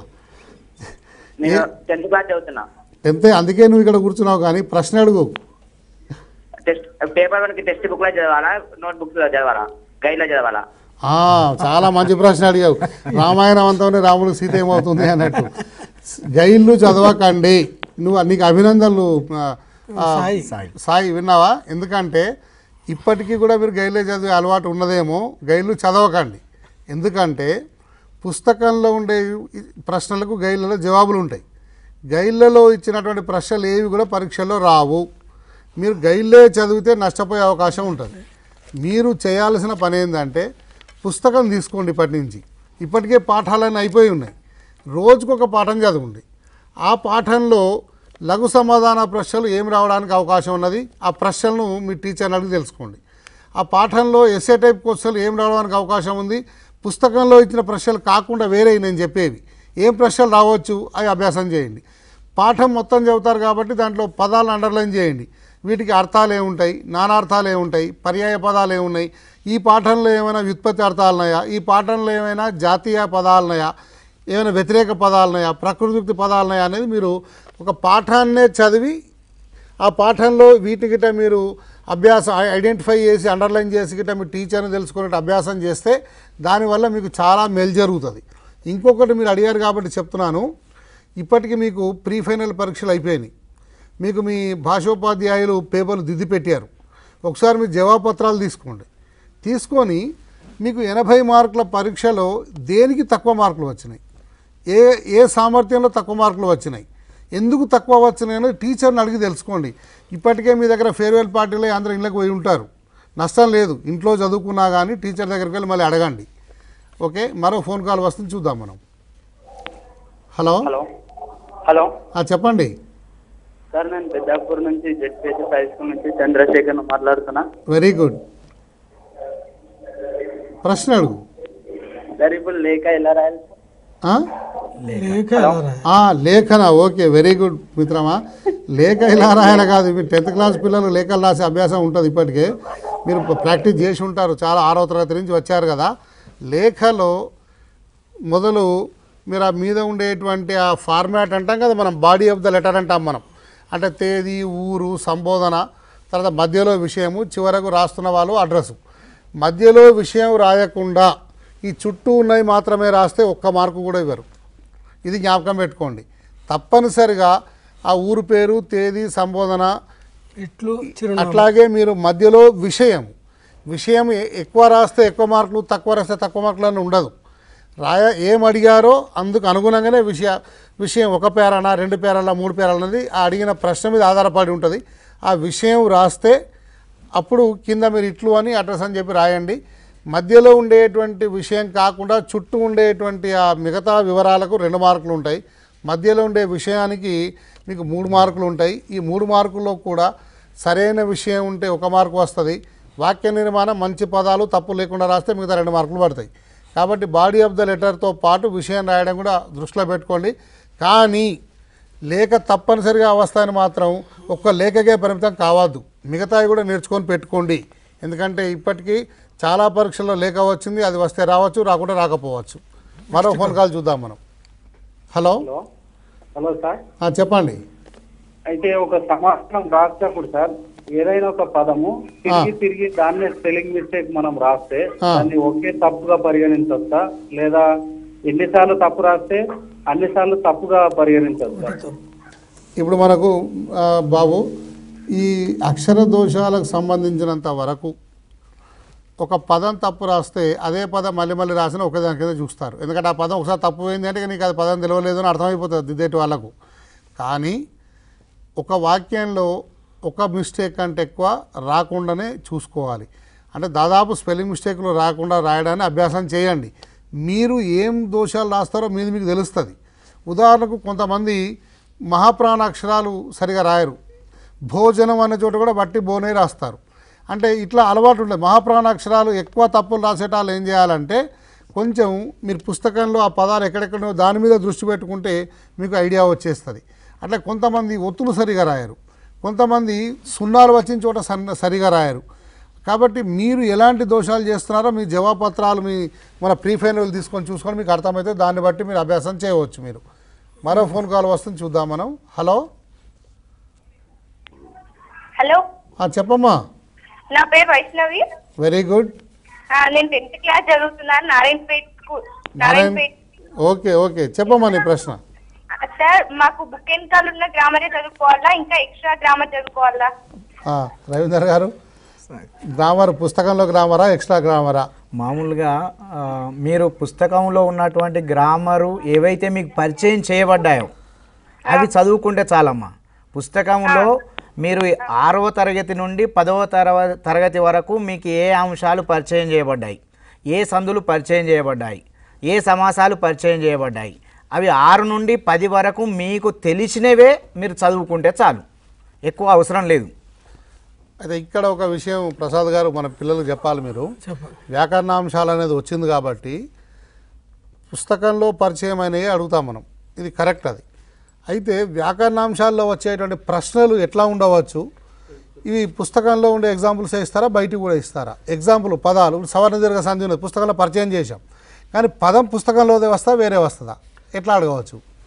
ఇప్పుడు మనకి సంధి మీద పూర్తి అవగాహన ఉంటే ఆ పదం పుస్తకంలోదా కానిదైనా కూడా మనం చేయవచ్చు. పరీక్షలు ఇచ్చేటప్పుడు కూడా అది పుస్తకంలో ఉండాలని నియమమేం లేదు. కాకపోతే ఆ సంధికి అది ఎలా ఏర్పడుతుందనే అవగాహన ఉండాలి. తద్వారా పుస్తకంలో రామాలయం ఇస్తే రేపొద్దున ఎగ్జామ్లో శివాలయం ఇవ్వచ్చు. శివాలయం మా పుస్తకంలో లేదు కదా అంటే ఈ రామాలయానికి శివాలయానికి రెండింటికి అప్లై అయ్యేది ఒకటే సూత్రం. కాబట్టి ఆ సంధి సూత్రాన్ని అర్థం చేసుకుంటే ఉదాహరణ అనేది ఎక్కడి నుంచి ఇచ్చినా రాయవచ్చు. అంతేకాకుండా ఈసారి మనం ఈ వ్యాకరణం పార్ట్కు సంబంధించి 2వ పేపర్లో పార్ట్ బి కింద ఇస్తున్నాం. ఇచ్చినప్పుడు అన్నీ మల్టిపుల్ చాయిసే ఉన్నాయి, చక్కగా ABCD జవాబులు ఉంటాయి. సరైన జవాబు గుర్తించి అది అక్కడ రాయాల్సి ఉంటుంది. ఈ సందుల విషయానికే తీసుకుంటే సందుల్ని అడగడంలో 2-3 రకాలు మనకు కనిపిస్తాయి. పైన ఒక ఉదాహరణ ఇస్తాడు, వసంతోత్సవం. ఈ పదం ఈ కింది వాటిలో ఏ సంధికి సరిపోతుంది అని కింద 4 సందుల పేర్లు ఇవ్వచ్చు. అందులో సరైనది మనం గుర్తించి పెట్టాలి. లేదా ఇంకోసారి సంధి పేరు ఇస్తాడు, దానికి ఉదాహరణలు కింద 4 ఇచ్చి ఈ సంధికి సరిపోయే ఉదాహరణ కింద 4 ఏది ఉందో కనిపెట్టమని ఇస్తాడు. లేదా ఒక పదాన్ని విడదీసి ఇచ్చి కలిపితే ఏర్పడే రూపం ఈ కింది 4 ఏది అని కూడా అడగవచ్చు. అంటే ఒక అంశాన్ని తీసుకుంటే 3-4 రకాలుగా అడిగే అవకాశం ఈ బిట్ పేపర్లో ఉంది. అదే మీరు తీసుకుంటే సమాసమైనా ఇదే పద్ధతిలో ఉంటుంది. ఇక్కడ వ్యాకరణం గురించి ప్రశ్న అడిగారు, వాళ్ళకి అభినందనలు. ఇక్కడ 2 అంశాలు. మొదటిది, పుస్తకంలో పరిచయమైనటువంటి వ్యాకరణాంశాలను అడుగుతారు, అది సంధి కానీ సమాసం కానీ ఏదైనా కానీ. అయితే అడిగేటువంటి ప్రశ్న అది సంధి కానీ సమాసం కానీ పుస్తకంలో ఉన్న పదాలే అడగాల్సిన రూల్ లేదు, ఏ పదమైనా అడగవచ్చు. మన ప్రసాద్ చెప్పాడు. మూడోది, ప్రశ్నను అన్నిటి కూడా సంధిని అంటే ఒక సంధి అనేది ఉన్నది అంటే సంధిని విడదీయడం తెలవాలి, దానికి సూత్రం తెలవాలి, దానికి ఉదాహరణ తెలవాలి, దాన్ని ఏ రూపంలో అడిగినా కానీ రాసేటట్టుగా మీరు సిద్ధమై ఉండాలి. సమాసం కూడా అంతే. సమాస పదానికి విగ్రహవాక్యం కానీ సమాసం పేరు కానీ అది ఎందుకు ఆ సమాసం అవుతుంది కానీ ఇట్లా మీరు ఈవెన్ మనకు ఛందస్సైనా కానీ అంటే ఏదైనా కానీ దానికి చెందినటువంటి ఒక పూర్తి అవగాహన మీరు కలిగి ఉంటే ఏ రూపంలో ప్రశ్న అడిగినా మీరు రాయవచ్చు. కాబట్టి మీరు వ్యాకరణాంశాలలో 10th క్లాస్లో ఏమేమి వ్యాకరణాంశాలు ఉన్నాయని చూసుకోండి. 10thలో కొత్తగా పరిచయం చేసిన అంశాలతో పాటు పునశ్చరణవి కూడా ఇచ్చామని 6 నుంచి 10 వరకు పరిచయం చేసినాయి. కాబట్టి మొరార్లెస్గా 10th క్లాస్ పుస్తకాలు ఉన్న వ్యాకరణాంశాలను వినే ప్రశ్నలు వస్తాయి. అయితే అడిగేటువంటి ఆ పదాలు వ్యాకరణాంశాలకు చెందినవి, పుస్తకంలో రావాలన్న నియమం లేదు, బయటికి కూడా అడగవచ్చు. Okay, right. ఇప్పుడు మనకు ఈ విషయాలలో ఒకసారి మనకు అభినందన వ్యాసం అనేది కూడా ఉన్నది ప్రసాద్. ఈ అభినందన వ్యాసం గురించి ఒకసారి పిల్లలకు చెప్పండి. అభినందన అంటేనే ప్రశంసించటం. ఏదన్నా రంగంలో బాగా ప్రముఖంగా కృషి చేసిన వారి గురించి మనం అభినందన వ్యాసం రాయాల్సి వస్తుంది. అప్పుడు రాసేటప్పుడు ఆ వ్యక్తిని గురించి మనం కొంచెం పొగుడుతూ ఆ పదజాలం మంచిగా ఉండాలి, వారిని కీర్తిస్తున్నట్టు ఉండాలి, వారు చేసిన పనిని మెచ్చుకుంటున్నట్టుగా ఉండాలి. అలా ఉండి రాస్తే అది అభినందన వ్యాసం అవుతుంది. ఓకే, మనకు పిల్లలు ఈరోజు మనం తెలుగుకు సంబంధించినటువంటి అవగాహన కార్యక్రమం పెట్టుకున్నాం. మనం పరీక్షలు రాయబోతున్నటువంటి మీ అందరికి కూడా శుభాభినందనలు. అట్లాగే మిమ్మల్ని తీర్చిదిద్దడం మీ ఉపాధ్యాయులకు కృతజ్ఞతలు. ఇక్కడ మనం దృష్టిలో పెట్టుకోవాల్సింది ఏంటంటే, మీకు ఇప్పటికే పాఠాలు అయిపోయినాయి, ప్రీ ఫైనల్ పరీక్షలు నిర్వహించారు, మీకు ఎన్ని మార్కులు వస్తున్నాయి అనేటువంటిది కూడా మీ గురించి మీకు ఒక అంచనా ఏర్పడ్డది. అట్లాగే మీ గురించి మీ టీచర్లకు కూడా ఒక అంచనా ఉన్నది. ఇక్కడ చాలామందికి ఎదుర్కొనేటువంటి సమస్య ఏంటిదంటే, తెలుగులో 10 పాయింట్స్ ఎట్లా రావాలన్నది కొంతమంది పిల్లలు అడుగుతున్నారు. తెలుగులో ఫెయిల్ అవుతామా అనేది కూడా కొంతమంది పిల్లలు అడుగుతున్నారు. ఫెయిల్ కారు, ఎవ్వరు ఫెయిల్ కారు, 100%. మీకు చదవడం రాయడం వస్తే మీరు ఎవరు ఫెయిల్ కారు. కానీ 10 పాయింట్స్ రావాలంటే మాత్రం కొంచెం ఆలోచించి రాయాల్సిన అవసరం ఉంటుంది. ఇవాళ మీరు ఆలోచించి రాయడానికి అనుగుణంగా మీకు తప్పనిసరిగా 10 పాయింట్లు రావడానికి వీలుగా మొదటి పేపర్లో 40 మార్కులు, రెండో పేపర్లో 40 మార్కులను దృష్టిలో పెట్టుకొని ఒక్కొక్క సామర్థ్యం వారీగా మన రవీందర్ గారును ప్రసాద్ గారు మీతో కొంత చర్చించే ప్రయత్నం చేశారు. అట్లాగే కొంతమంది పిల్లలు అడిగినప్పుడు కూడా మీకు కొన్ని డౌట్లు వచ్చినాయి చెప్పారు. మీరు ఇక్కడ మీరు ఈ డౌట్లను దృష్టిలో పెట్టుకొని మీరు ఈ రోజు నుంచి మళ్ళీ పునరభ్యాసాన్ని ప్రారంభించండి. పునరభ్యాసం అంటే తప్పనిసరిగా చేయాల్సింది గైడ్లు వాడకపోవడం, పుస్తకాన్ని దగ్గర పెట్టుకోవడం, పుస్తకంలో పాఠం కింద ఇచ్చినటువంటి ఆ అభ్యాసాలు ప్రశ్నలు అన్నీ ఒకసారి చదువుకోండి. కానీ అవి పరీక్షలో రావు. మీరు చేయాల్సింది ఏంటంటే పాఠం చదవండి, పాఠంలో ఇంపార్టెంట్ పదజాలాలను అండర్లైన్ చేసుకోండి, ప్రశ్నలుగా వచ్చే అవకాశం ఏమున్నాయో చూసుకోండి. వాటి మీద నేను జవాబులు రాయగలుగుతానా లేదా జవాబులు ఎట్లా రాస్తే బాగుంటుంది అనేది టీచర్తోనో మీ మిత్రులతోనో లేకుంటే మీ అక్కలు కానీ అన్నయ్యలతోనో ఇళ్ళలోనో చర్చించండి. రెండవ విషయం ఏంటిది అని అంటే, మీరు ఈ అంశాలతో పాటు సృజనాత్మక వ్యక్తీకరణలో ఉండేటువంటి పుస్తకంలో ఒక 14 అంశాలు ఉంటాయని ప్రసాద్ చెప్పాడు. మీరు 14 లిస్టు రాసుకోండి. ప్రతి పాఠం తీసుకోండి. ఏమేమి అంశాలు, లేఖ ఉన్నది నేను రాయగలుగుతానా, లేదా సంభాషణ నేను రాయగలుగుతానా, కవిత నేను రాయగలుగుతానా అని 14 అంశాలలో ఎన్ని మీరు రాయగలుగుతారో టిక్ పెట్టుకొని మిగతా వాటి మీద మీరు అభ్యాసం చేయండి. ఇక మీకు తప్పనిసరిగా మంచి మార్కులు వస్తాయి పిల్లలు. కాబట్టి ఈ కోణంలో మీరు కొంత చేయండి. రవీందర్ గారికి ఏమైనా చెప్తారా? చిన్న ఒకటి, పేపరు 2లో మనం ఈసారి వచ్చినటువంటి మార్పు ఏమిటి అంటే, ప్రతిపదార్థం అంటే పద్యం, పరిచిత పద్యం ఇచ్చినప్పుడు వాటికి అంతకుముందు ఒకటే పద్యం ఇచ్చేవాళ్ళం. ఈసారి మాత్రం 2 పద్యాలు ఇచ్చి ఒకదానికి జవాబు రాయమంటున్నాం. అదొక మార్పు విద్యార్థులు గమనించాలి. ఇక రెండవది ఏమిటంటే, పేపర్ 2లో గతంలో ఒక వాక్యంలో జవాబులు రాయమన్నాం, తర్వాత మిగతా వివిధ రూపాల్లో అడిగాం. కానీ ఈసారి పేపర్ 1 కానీ పేపర్ 2 కానీ ఆబ్జెక్టివ్ ఏది కానీ మల్టిపుల్ ఛాయిస్లో ఉంటాయి, బహుళైచ్ఛిక ప్రశ్నల రూపంలో మాత్రమే ఉంటాయి. అది ఒక ½ అన్ అవర్ ముందు మాత్రమే ఇవ్వడం జరుగుతుంది. అది విద్యార్థులందరూ దృష్టిలో పెట్టుకోవాల్సి ఉంటుంది. ఓకే, మీ అందరికీ అభినందనలు. బాగా రాయండి, మంచిగా సిద్ధం కాండి. రేపు కార్యక్రమం ఈ 10th క్లాస్ పిల్లలకు ఉండదు. 9వ తేదీ రోజు సేమ్ 11 గంటలకు సైన్స్ కార్యక్రమం ఉంటుంది, బయాలజికల్ సైన్స్ ఫిజిక్స్ పైన. భోజన విరామం తర్వాత సాంఘికం ఉంటుంది. అట్లాగే 11వ తేదీ రోజు మన 10వ తేదీ రోజు చివరికి మళ్ళీ మీకు ఉదయము ఆంగ్లం ఉంటుంది, మధ్యాహ్నము మ్యాథమెటిక్స్ ఉంటుంది. ఈ ప్రకారంగా మీరు మళ్ళీ సిద్ధం కండి. డౌట్లు ఉంటే కూడా ఇప్పుడు రాసుకొని పెట్టుకోండి. ఆ రోజు మీరు ఫోన్ ఇన్ ప్రోగ్రాంలో అడగడానికి అవకాశం ఉంటుంది. అందరికీ కూడా బెస్ట్ విషెస్, అభినందనలు.